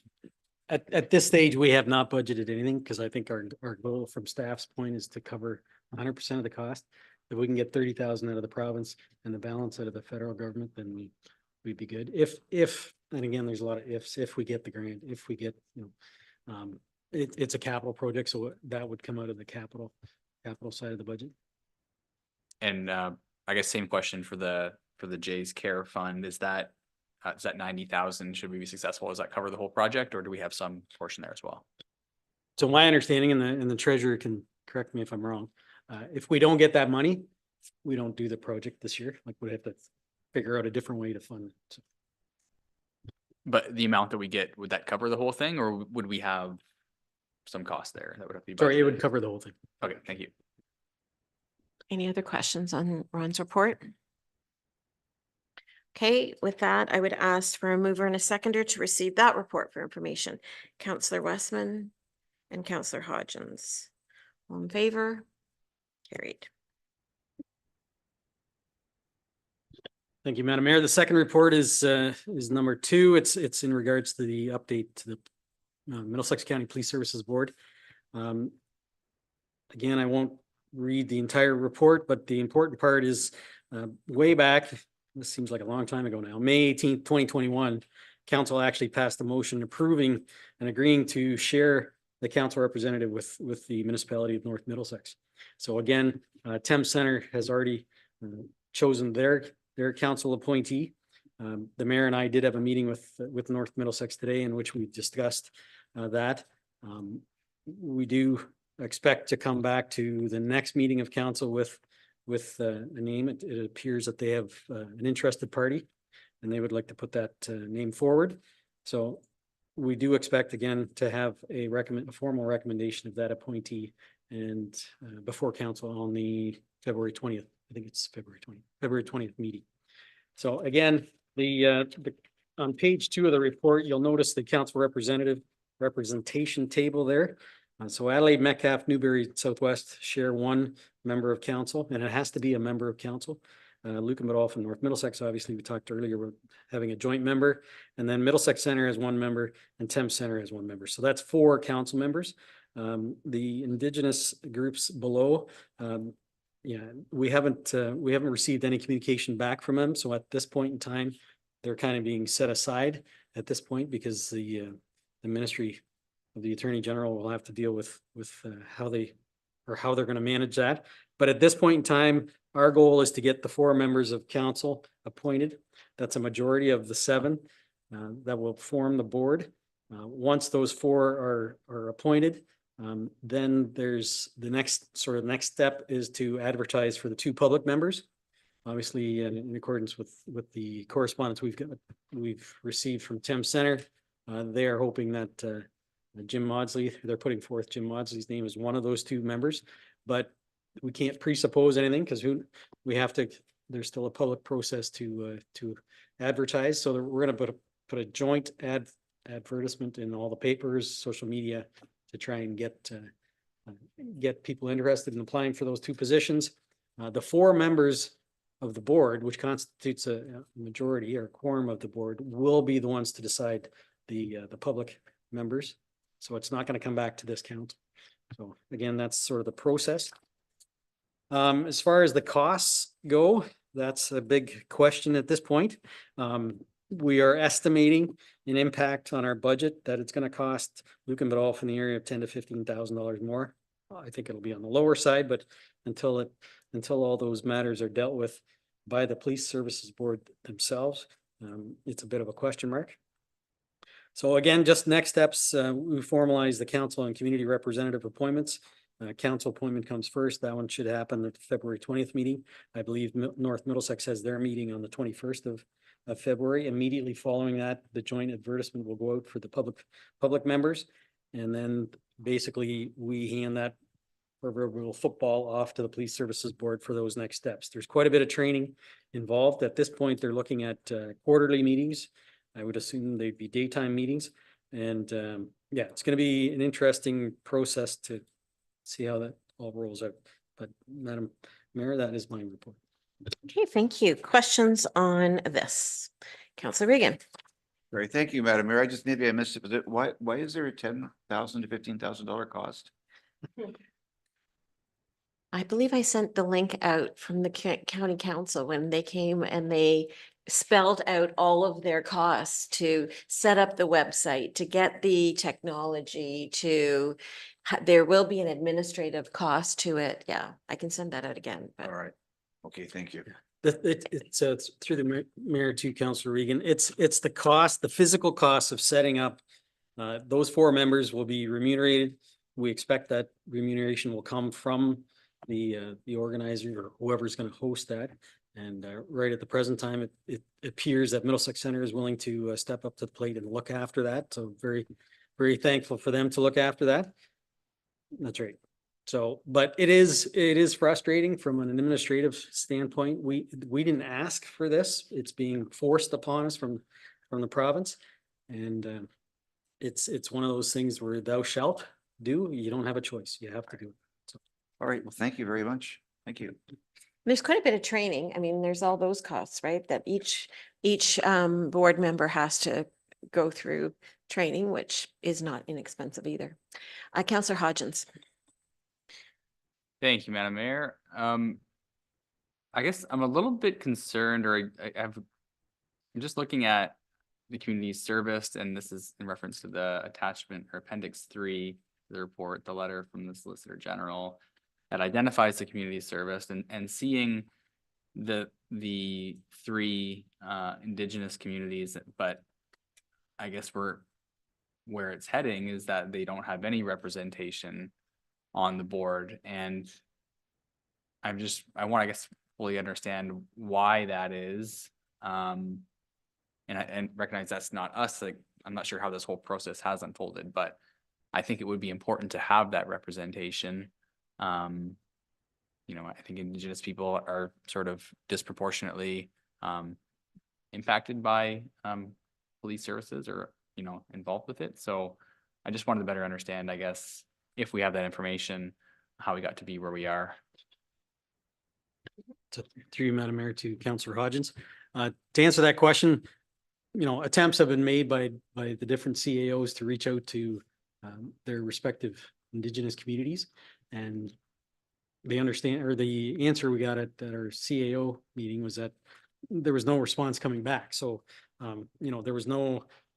we didn't know how to proceed. So the provincial advisor that was on the meeting said, that would be dealt with at either a later stage or dealt with separately. So I don't necessarily know, and I'm not gonna put words in the province's mouth. They may deal with that separately as opposed to as part of this process.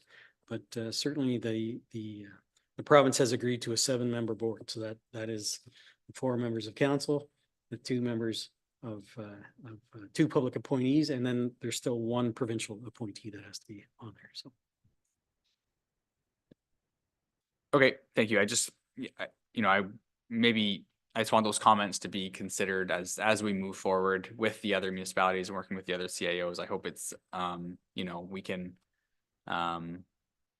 ensure that we have, there has been the proper engagement and consultation, and it's just an important step, I think, and something that shouldn't be overlooked. But thank you.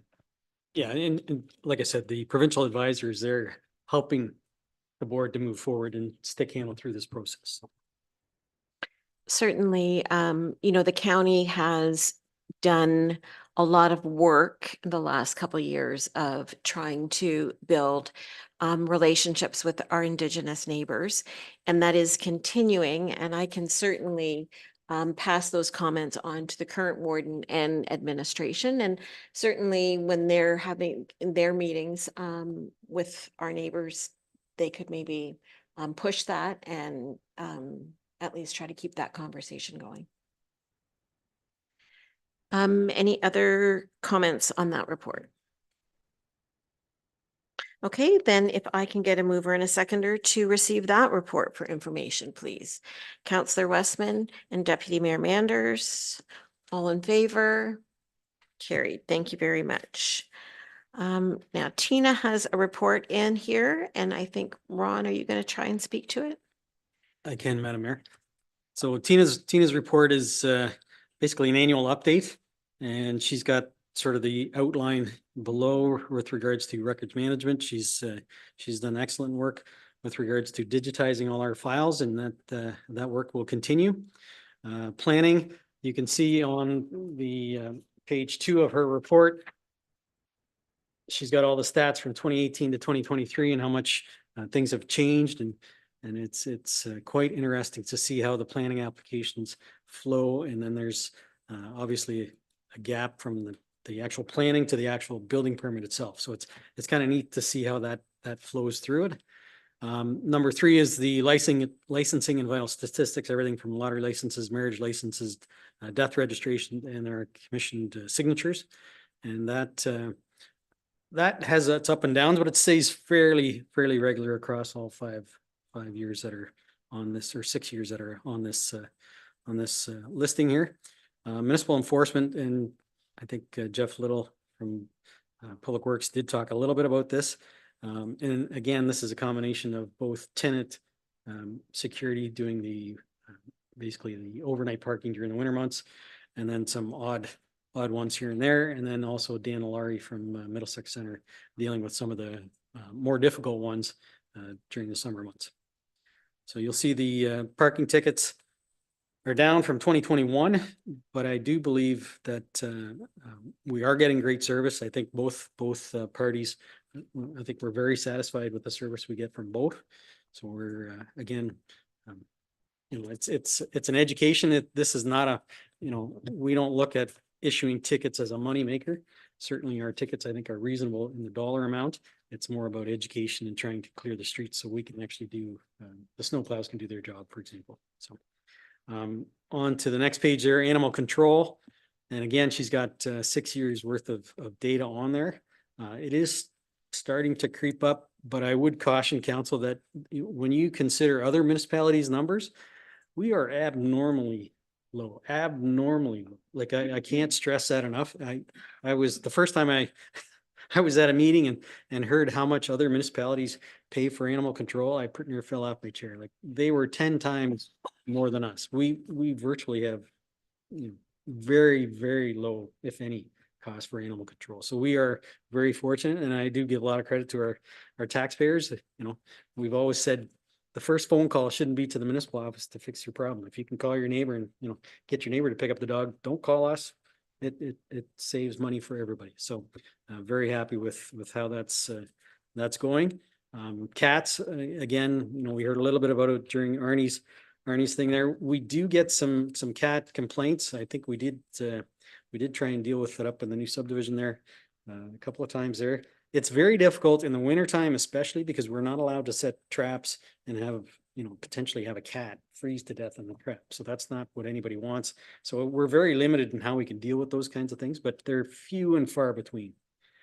And then the last section there under policy development, she's done an excellent job bringing policies, sort of updating the policies as we're going through the policy manual, and she will continue to do that through this year as well. So again, very happy. She's done an excellent job. Lots of work going on in the clerk's department. If there's any high-level questions, Ron can give them an attempt to answer them. Otherwise, I would encourage you, if you've got deeper questions, to have a conversation with Tina when she returns back to work. Are there any questions for Ron? Okay, then if I can get a mover and a seconder to receive that report for information, please. Deputy Mayor Manders and Councillor Regan. All in favor? And that's carried. Okay, we've done, was there anything else? Nothing? Nope. We've dealt with building, finance. Catherine, did you have anything? I just want to have one verbal. I had on my activity report in January, but I didn't mention it out loud about the intern tax billings, but now that we're in that, they will be generated this week and they have to be out by the 8th. And that one bill will have 2 due dates on that, showing February 29th and May 31st. So watch for that to come in your mailboxes or email end of the week. Okay, great. Thank you, Catherine. Any questions for Catherine? Okay, no planning. Public Works, Jeff. Thank you, Madam Mayor. I have a couple of reports tonight. The first one is our annual reserve capacity memo that we have BM Ross review each year so that we can keep an eye on our capacity at our Lucan wastewater treatment plant. The average daily flow for 2023 was 1,406 cubic meters. That means we're running at approximately 83% of the plant capacity at this time. The committed capacity at the end of 2023 is an additional 203 cubic meters. And when you can combine that with what the average daily flow is, that would bring the plant up to 95% capacity. As well, we have we have a number of projects that are unapproved, but they're in front of us. Those are amounting to about 129 cubic meters, which when we add that in, we end up being at 102 capacity with the projects that are in front of development and planning right now. Based on building or constructing 60 to 100 units or using 60 to 100 units of capacity each year, we anticipate anywhere from 3 to 5 years of growth in Lucan. I'd just like to point out to council that there are a number of inquiries about properties to develop in Lucan at the present moment in front of us that we've been meeting on. And in those inquiries at this time, they'll be informed that there's no capacity available for new development to take place. I have asked for BM Ross and Aqua to participate and do a more in-depth study over the next 6 months. And the reason for this is because we're bringing on a lot of commercial development at this time. And as we know, commercial development, we always bring in a very conservative figure for that, for the wastewater treatment plant. So when the Westdale Commercial Center is finished and up and running, we'll have a better idea of the actual flows that we've committed the plant to for that development. That's it. I'll leave it there for the capacity. I'm sure that council will have some questions on it. Okay, thank you very much for that, Jeff. Lots of information to digest in this report. Is there any comments or questions on what has been presented? Deputy Mayor Manders. Yeah, Jeff. So I am concerned on the comment in particular inquiries will now be informed that there is no capacity available at this time for new development. And there's 3 to 5 years of growth. And I'm just going to flip. So I'm going to say that for a second. And I'm going to go over to the BM Ross memo there, because like I look at the proposed development 6245 William Street, which is under the proposals, the last unit there, they're going to take 12 ERUs. And I think that's great. I mean, thank goodness, if this meeting potentially, I'm guessing, was 4 months ago, because not much has changed, we would have told them, if I'm reading that right, that right now we're at capacity. So my hope is that the proposals and not shovel in the ground aren't going to hold us hostage for 5 years, 3 to 5 years, as we're stating for building, that if there's infills or other projects or people want to come and see our staff, that again, under proposals 6245 William is a great project, an amazing project. I sure hope this isn't the case, that I'm reading it that way and I'm reading it wrong. Yeah, and through the mayor. So, you know, it's interesting how when some of these developments come through the system, and we take them as they come in, and so when you look at the unapproved ones there, I believe there's 3 of them listed in the BM Ross report that they have come in. We are reviewing them at the present moment. Even though there's no guarantees on when they'll be built, we still have to accept them as they come in. So at that point in the process, then there comes a line where you have to say to people, there is no capacity further on. So that's what we're looking at. And that's strictly from an engineering point of view. So there's the other side of point of view where your question kind of revolves more around the development side of how we handle capacity and hand out capacity to the people coming in. And really that would come down to like a capacity bylaw that we should be introducing, and have some talk about how we manage these unapproved aspects. So it's not really an answer to your question. There's more to follow up there. This memo or this report right now is more based on the engineering side of things. I think there's more to come on the development side of things. So there's got to be time limitations on someone on this stuff, I would hope. And maybe that's what you're talking about, a bylaw, because again, I can just look at that chart, the 6245, like, thank goodness. Like, I mean, I'd hate to see another 6245 after this meeting and hearing this meeting not come and speak to us. If someone wants to spend, I know that's 12 nice houses there on a nice cul-de-sac. It looks like it's not approved yet, but it's proceeding to approve with a timely fashion, not like the above ones. And that's going to generate a lot of income for us and residents. I mean, so I wish at the end of that sentence there was something to do with a meeting on bylaws or something. I mean, it's pretty dead ended, and it's a pretty clear message that message is real simple. I mean, it is what it says. I mean, it's saying 6245 William was to come up again. Don't knock on our door, or there's no capacity. That's what the message is. And we have 3 to 5 years of growth with no, look what's there. I mean, I don't understand how they can be on there. Sorry, you're not understanding why William Street's the 12 homes are on there? No, what I mean is again, after today's meeting, another 6245 William, after today's meeting, after reading that, our staff would tell them that we're not accepting any more applications. And that's what that sentence says. Yeah. So, yeah. So we're going to tell the people when they come through the door on a development like the William one, that there's no capacity available for engineering to hand out. How that works with planning and development is the next step. So we really need to, because right now we've handcuffed ourselves with no limitation. Because that, you know, Timber Ridge, that was a long time ago, that meeting. That was years. So what limitation and what, you know, we got to run our town. So that, We got to run our town. so Yeah. Madam Mayor, so when we talk about those unapproved ones, that would be a question to have with Dan and planning. So, yeah, I don't want to get into, because I'm dealing just with the engineering side of things.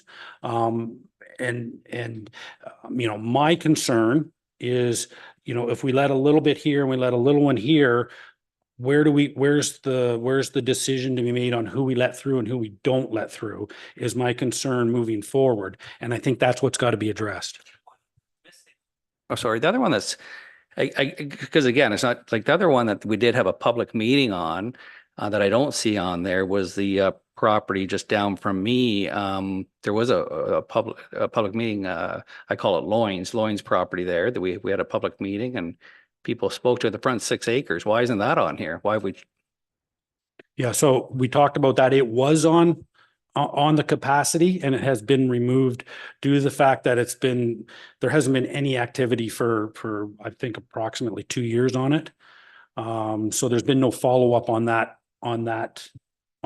one. So it's been removed from the unapproved one. No, what, yeah, unapproved, yeah, it's been removed from there, but again, then we've created a limitation, it sounds like. If you've removed, I mean, if our staff's removed it, but if is there a limitation? Time limitation? Madam Mayor, if I can, I'll try and answer this. And Jeff's absolutely right. There's a planning aspect to this, and Dan Fitzgerald is the right person because draft plan approval, there is an expiry date on draft plan approvals as well. I want to say it's 3 years, but Dan Fitzgerald, the planner, would be able to confirm that. And I think there's some maneuverability here, but it's like a balloon. If you squeeze on this end, it's got to bulge somewhere else. Like it's you know, Jeff's point is the capacity at our existing plant based on all these proposals, we're basically committed. All the capacity is committed. There's nothing really left. My main message from this meeting is I hope I haven't been part of creating this and making decisions of council that or our staff hasn't prepared us. If I'm looking at this right, that these other developments that basically, again, unless we change or we create a bylaw, they're listening to this meeting or they read that, we've given them no timetable during a potential recession then, a slowdown is we've just created that for the unapproved. That's the way that, I mean, what you just said, we've just said, hey, you know what, if you build in 5 years, 6 years, 4 years, and that's unfortunate if that's the case. So, and I understand what you're saying. To me, if I'll keep using 6245 as an example, if 6245 Main Street came up and it goes underneath there and it's 12 units and 12 ERUs, then it's staff has the capacity and our planners capacity to see that the services are there. It's easy. It's an infill. The old food land, they decided they can't rent it out. So they decide to do a 4-story apartment building there. I don't know, just using that as an example that then again, the ERUs are ready and we're ready to supply the units as Arnie just said, so we can continue to pay for our sewer plant. So again, I hope this isn't what, I hope we can do something to spur them on or not, or we have not done something very good here. Jeff, yeah, I think it's my understanding that the idea is that we're going to have a discussion on a development charge, or not development charge, but a development bylaw that would give us tools to address this. Yeah, and that's correct. And maybe I understand Dave's comment a little bit better, and it will get explained further along. But the key to that is unapproved commitment. So at no time am I saying that those 3 items that are on the unapproved side are, you know, the key word there is still unapproved. And to the deputy mayor's concern, there's still the ability to look at those 3 items. They still haven't gone to the approved side, but they're singled out in this memo because they're going through the process and they're in the process of moving forward to the approved section. So as we go and get more clarification from the development and planning side of things, I think it'll become much more clear how that's handled with these unapproved developments that are moving through the process. So it's just that there is a number of activities that, or number of inquiries that have come through, that are still coming through on a daily basis. And at this point, until we can get this further along, I think the message is the capacity is at 100%. We're still working towards trying to figure out what's happening here. But I think when there's more clarification from planning and development, those unapproved items that you are concerned about on how that holds up development, or I don't call it hold up, but how development moves through the system will become more clear. Yeah, the key is that the unapproved doesn't hold us up on future projects. Yeah, that's got to be our goal. Councillor Regan. Right, thank you, Madam Mayor. I just really hope I say this right, but the way it appears is that the unapproved list, the way I interpret it was it's exclusive to those groups. And if somebody came, again, I want to say this right, but if somebody came to us and said they wanted to develop, and they were ready to go kind of thing, they're being told they can't because we're at capacity. But that's where I don't understand. Like if somebody says, I want to build some homes for people in Lucan Biddulph, and we're saying we don't have that capacity, like because it's almost like we've committed already to that unapproved list, unless I'm missing, but that's how I'm reading it. So I don't know if I'm making any sense, but that to me, it's like, if you have a developer that wants to move forward, that says, I've got property, I've got servicing, I'm ready to go.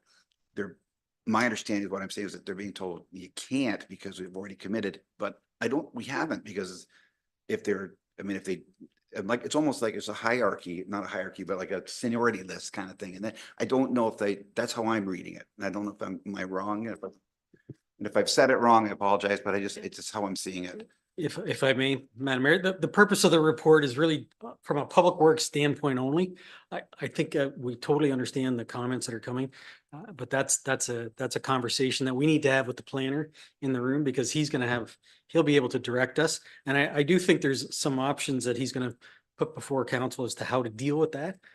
Because I do believe the wording in the Timber Ridge was that, there was some subject to sewer capacity or something in there that gives us, some room to maneuver. Obviously, there's other issues in there, but they're planning issues, and that's what I want to make a point. This is really to do with public works. So, I'd rather leave those planning issues to the planner when he's here, and he can answer those for us, and you can ask those questions of him. This is more about public works and just strictly the numbers. What Jeff's getting at.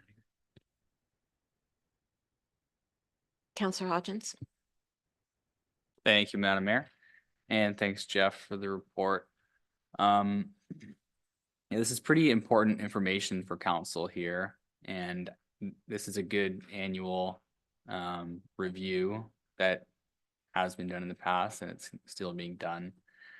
I don't think it's necessarily alarming right now, but it does certainly underscore the importance of us getting this wastewater treatment plant upgraded to avoid getting into a lot more challenging situation where we could be 3 to 5 years down the line. So, and I guess, yeah, there's maybe some questions, and some of the comments and discussion is maybe around what it means to have development commitments and approved versus unapproved. And certainly I think the planner could provide a lot more comments on that or information, but I think it's good that we're keeping an eye on this. And to the deputy mayor's first point, I mean, that's my focus really when I first read this was that sentence that stood out is how are those inquiries going to be informed that there's no capacity? Like, what does that look like?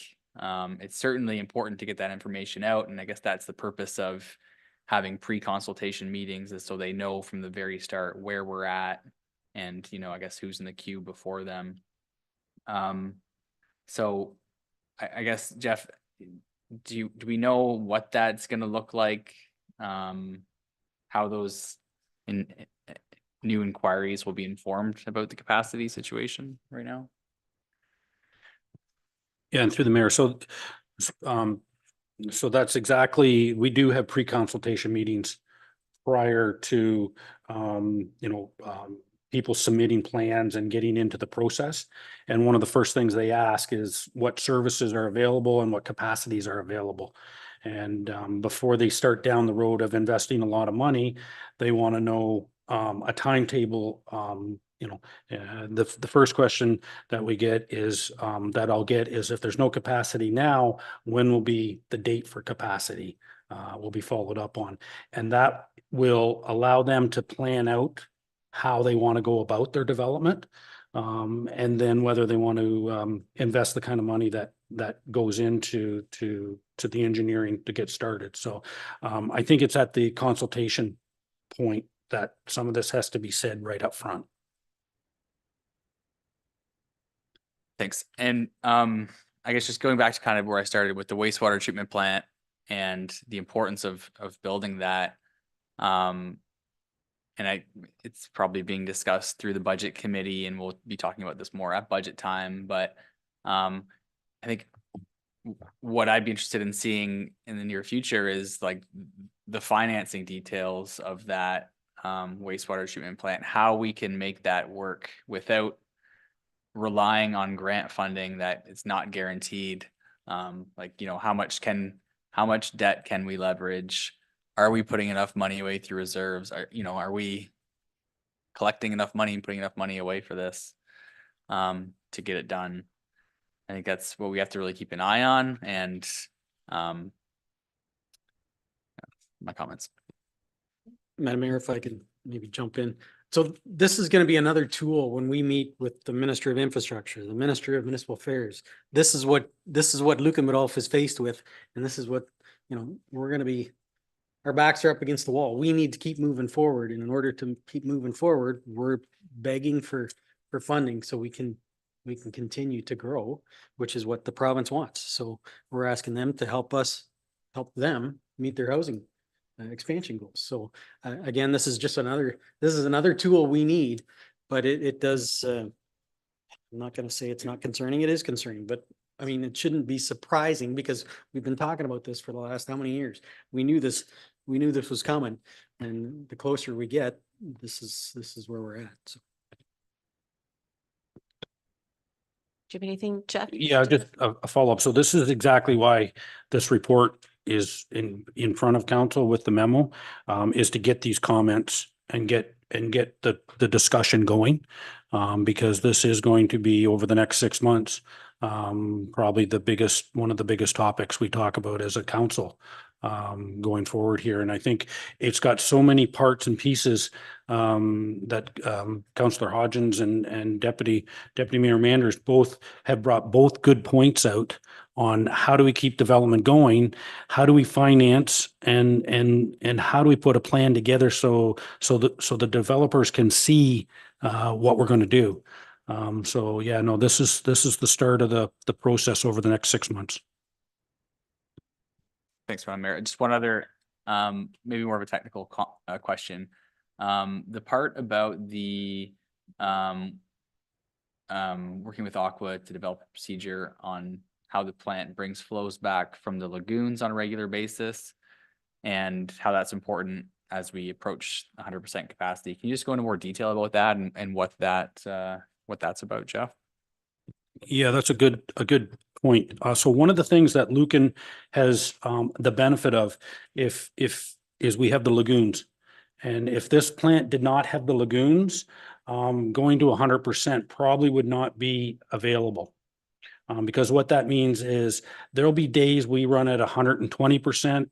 There might be days we run at 130%, but then there'll be days in the summer we run at 70%. So we can use the lagoons as a holding tank, basically, and then bring the material back during lighter periods, during the night. So maybe during the day when we have heavy flows, it goes to the lagoons, and then we can bring it back at night to process it through the plant, so the plant can run at 100%. The plant will cost more to run at 100%. We'll have to be more vigilant of repairs when we run the plant at 100%. But that's the good thing about those lagoons, is we can run the plant at 100% and be confident about it. Because I have been in discussions with BM Ross, like, other municipalities have said, like, you're crazy, how can you run at 100%? It's because of the lagoons. So that's where that comment comes from, Councillor Hodgins. Any other comments or questions, Deputy Mayor?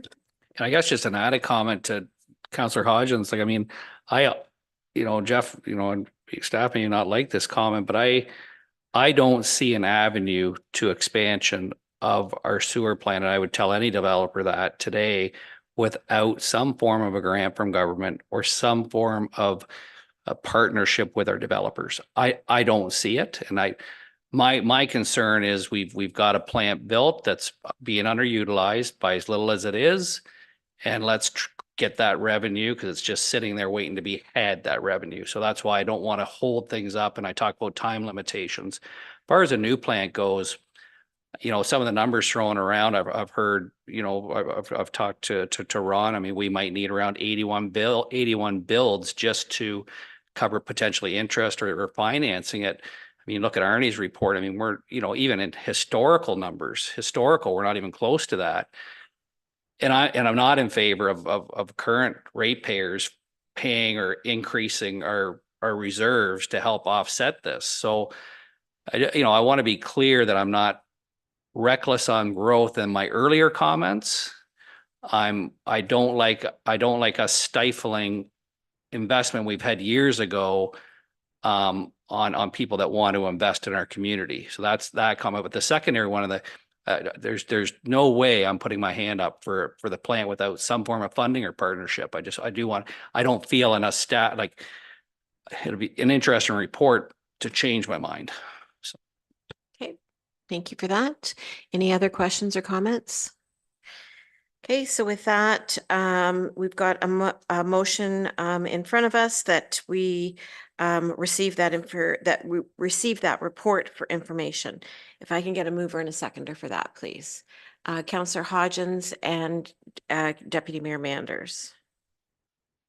All in favor? That's carried. Okay, your next one, Jeff. Okay, thank you, Madam Mayor. And again, this is connected to the sewage treatment plant. The last council meeting, BM Ross did touch on this, that there was a memo coming. And as part of the design, they have to pre-select some of the equipment that would be in the design itself.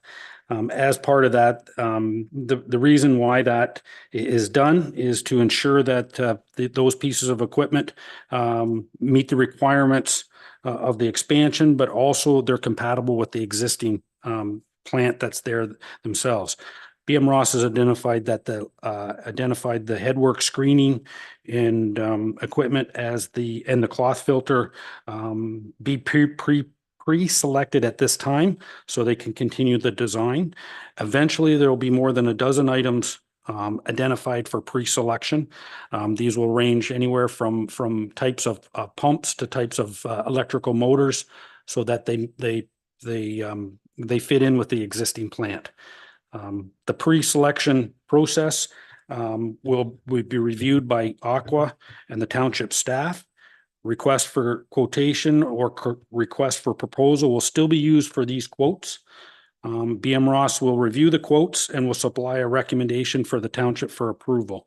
There's no commitment on purchasing with any of the pre-selection.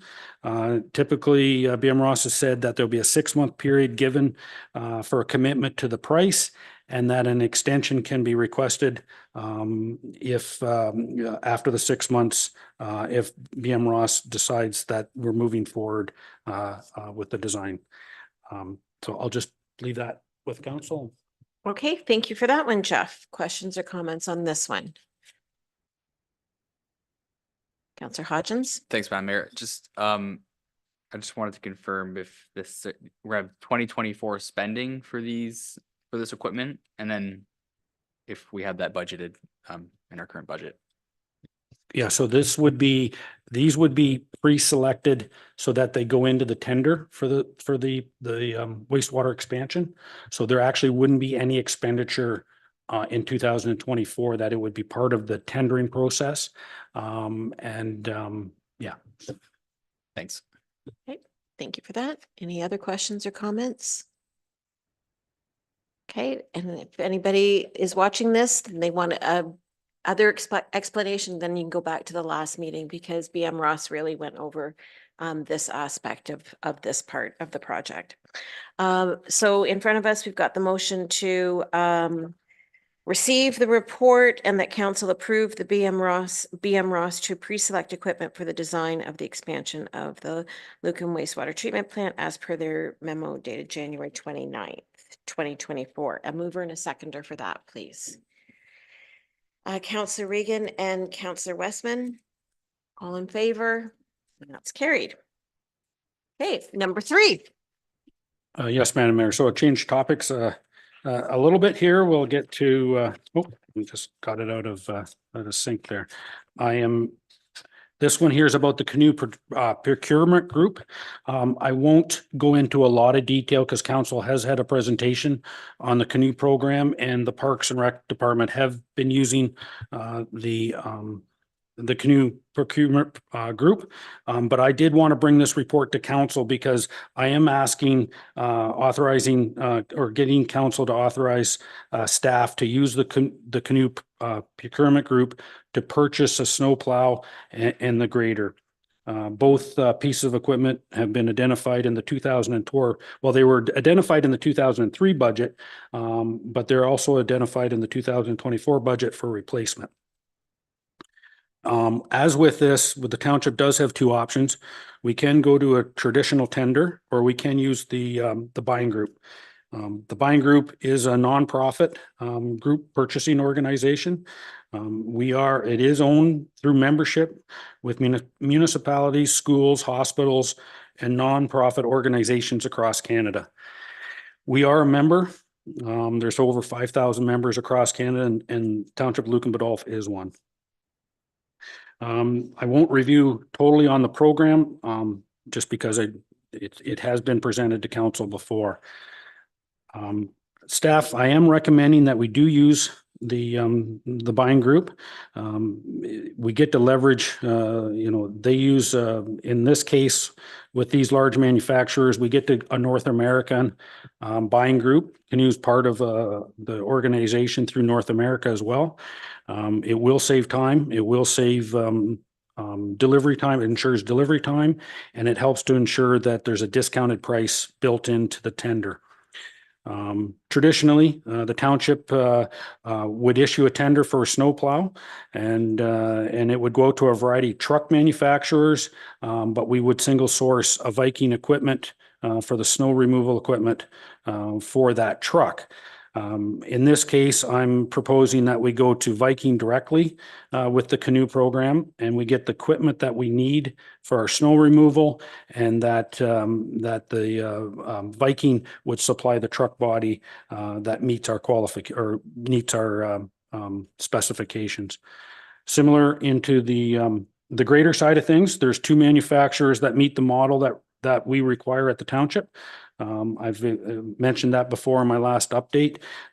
Each machine will be quoted and compared, and then the township has the right to pick through those 2 quotes which grader meets their needs. So I'll leave it at that. Okay, thank you for that. Jeff, questions or comments on this report? Deputy Mayor Manders. Yeah, Joe, I wanted to go to that open house there. You went to it, did you? For Kleinfeld, the one Kleinfeld Ave? Oh, sorry, I thought you were.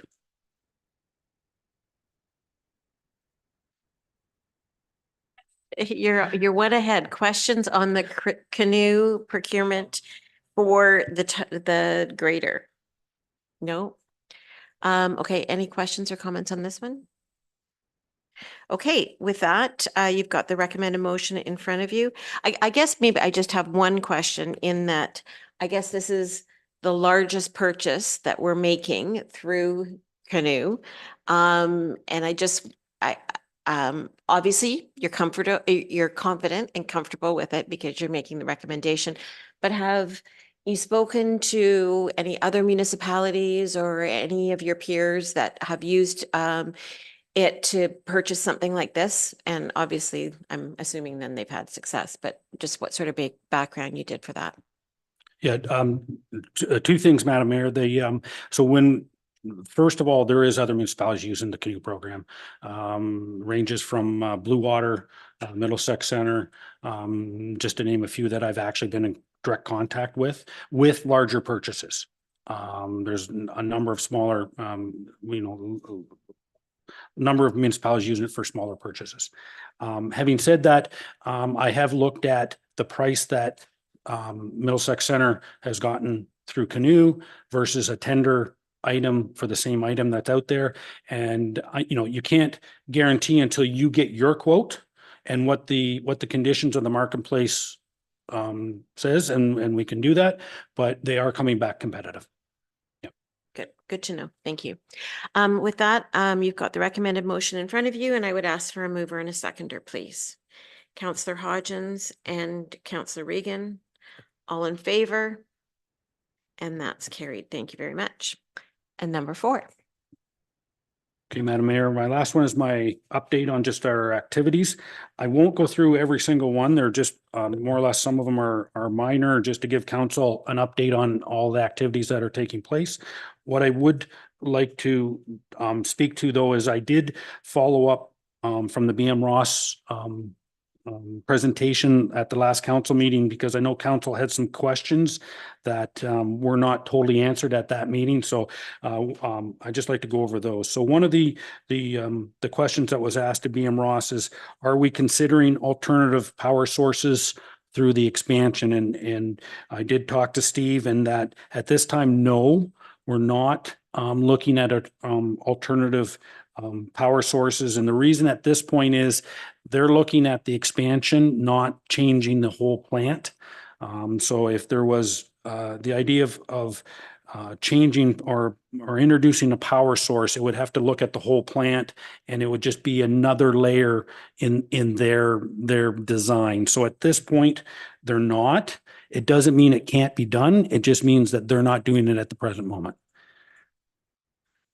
Cost update was also asked, and I asked Steve about this, and he said it would probably be, well, it would be highly recommended to get through the equipment selection and get through the final design and get closer to the completion of the design, so we actually have a real good idea of what the cost will be for 2024 dollars.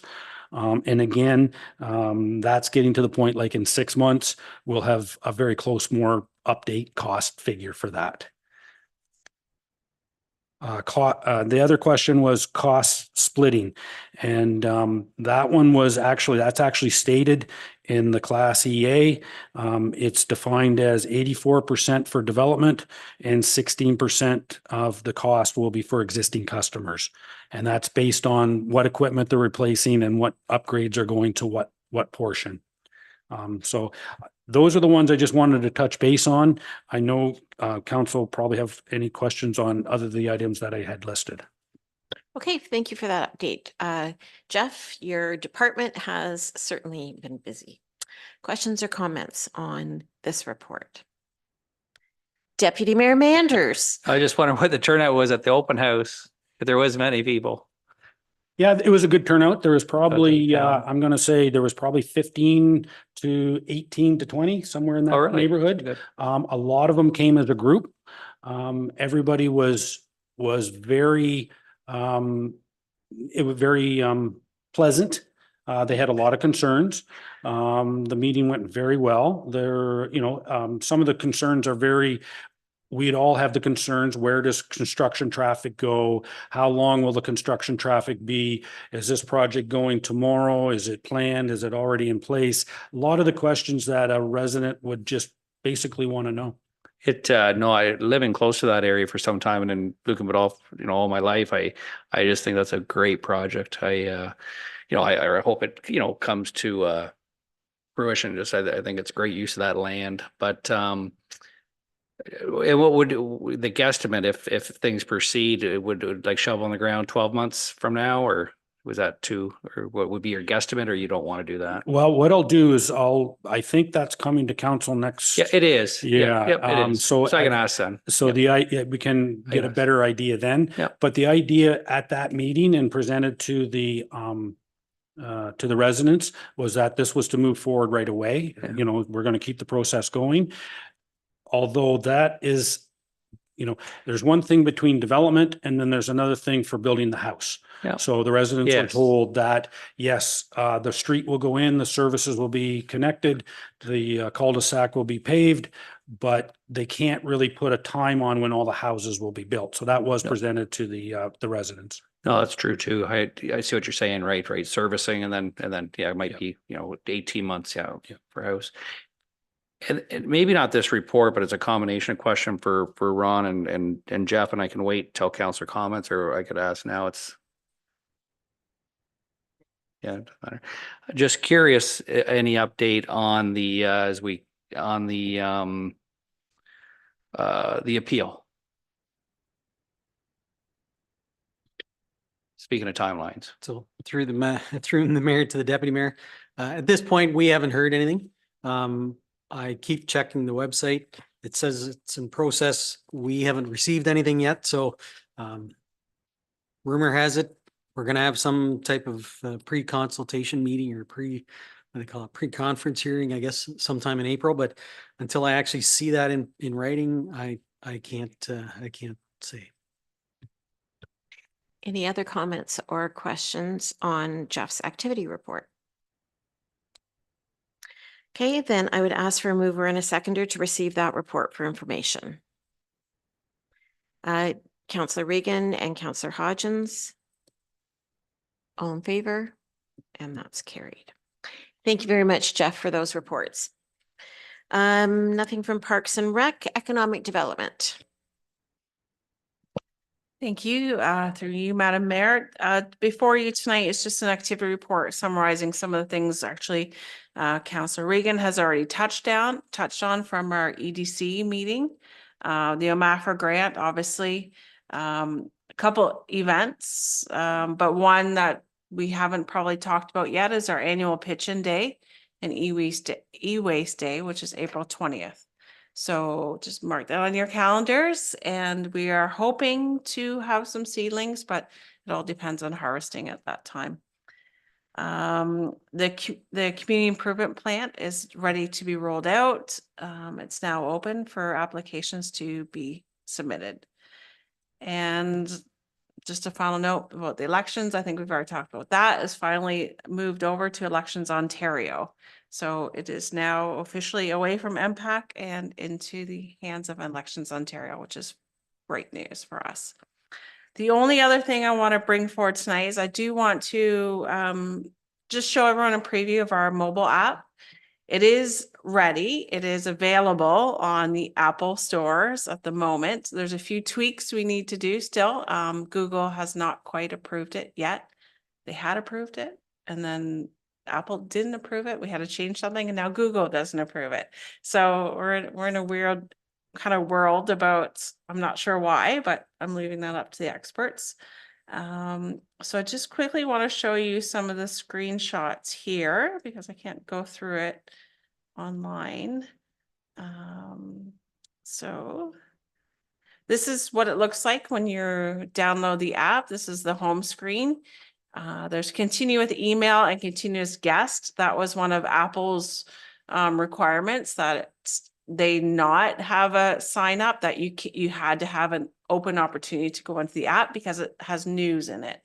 So that was the struggle the whole time with Apple, because we wanted a sign-in feature so that notifications would then be sent out to all of those people. So although it doesn't say it right now on the app on the front page, we are going to put some verbiage on it that's saying, hey, by signing up, you will then be, able to receive notifications from us, those sort of things. So that is the first page. And then once you log in, it kind of comes up onto this. The top part will have municipal news, all our articles, public notices, anything that kind of comes up on the website as articles or like I said, planning notices. So that Sunshine News, we thought that was kind of a neat thing.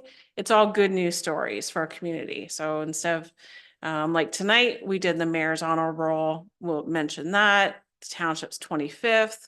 When I had originally started this app, it was congratulations on the Lions 75th, but that was last year. So there's been some stories so that'll something that we'll populate ourselves, and it will have a submit now if people want to actually submit some stories about something that's good news happening in our community. What's happening, that'll link, right now it's linking to our Discover Facebook page. But that's not something I really want, because I want it for people who don't have Facebook to be able to see what's happening in Lucan Biddulph. So that'll be something that we will self-populate, that I'll pick from Discover Lucan Biddulph Facebook page and put on like the pancake supper or the Lions, fish fry coming up, those sort of things will go on there. And then going down further down the app, it goes into certain things, the community guide, trails, recreation. It's kind of divided up like that. And then living here, eat, shop, tourism, and then some other things that come up on there.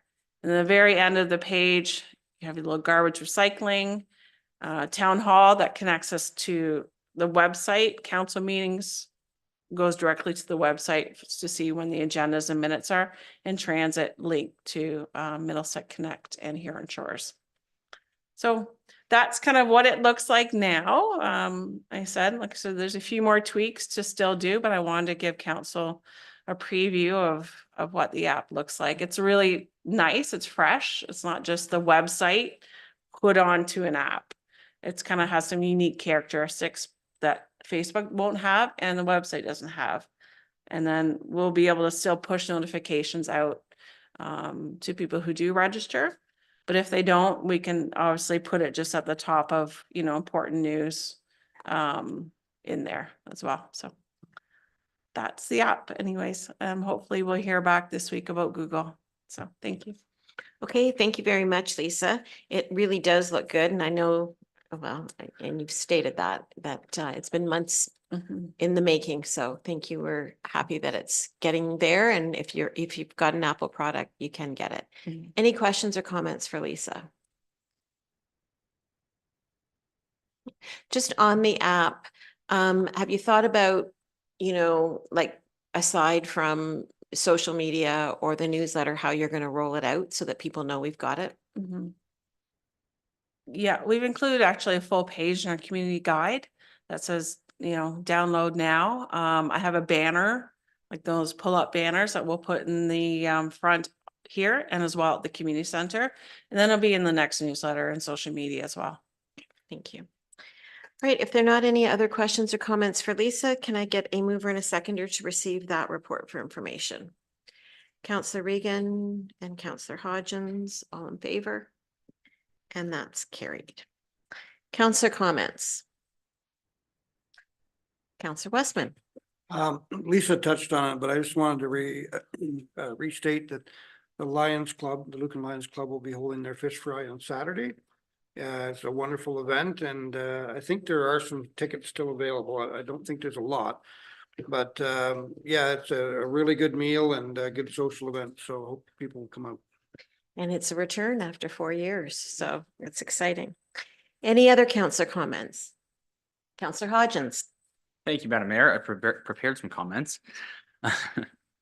So, Madam Mayor, on behalf of council, I'd like to take a moment to acknowledge and thank you for your service and dedication serving as the warden of Middlesex County for 2023.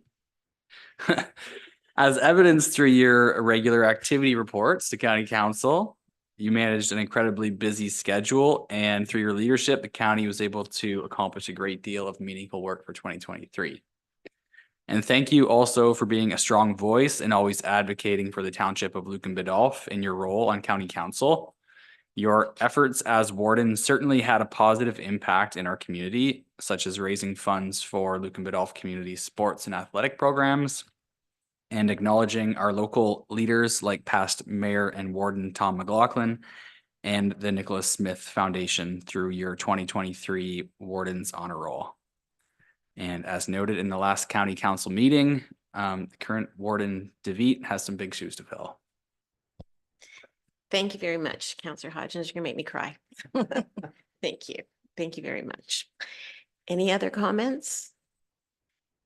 Okay, then we'll move on to changes to budget. Notice there will be changes to budget in a little bit when that comes to council. Any notices of motion? Then we'll go into our motions. And we've got a couple in front of us. One is with the upcoming AMCTO conference that council authorized Tina Murner and Maggie McGregor to attend the 2024 AMCTO conference in Blue Mountains on June 9th to 12th at a cost of $850 plus HST. A mover and a seconder for this, please. Councillor Regan and Deputy Mayor Manders. All in favor? And that's carried. And then the next one is for the OMAA Spring Workshop that council authorized Ron Raymer to attend the OMAA 2024 Spring Workshop in Niagara on the Lake on May 15th to May 17th at a cost of $788 plus HST. A mover and a seconder for that, please. Councillor Westman and Councillor Hodgins. All in favor? And that's carried.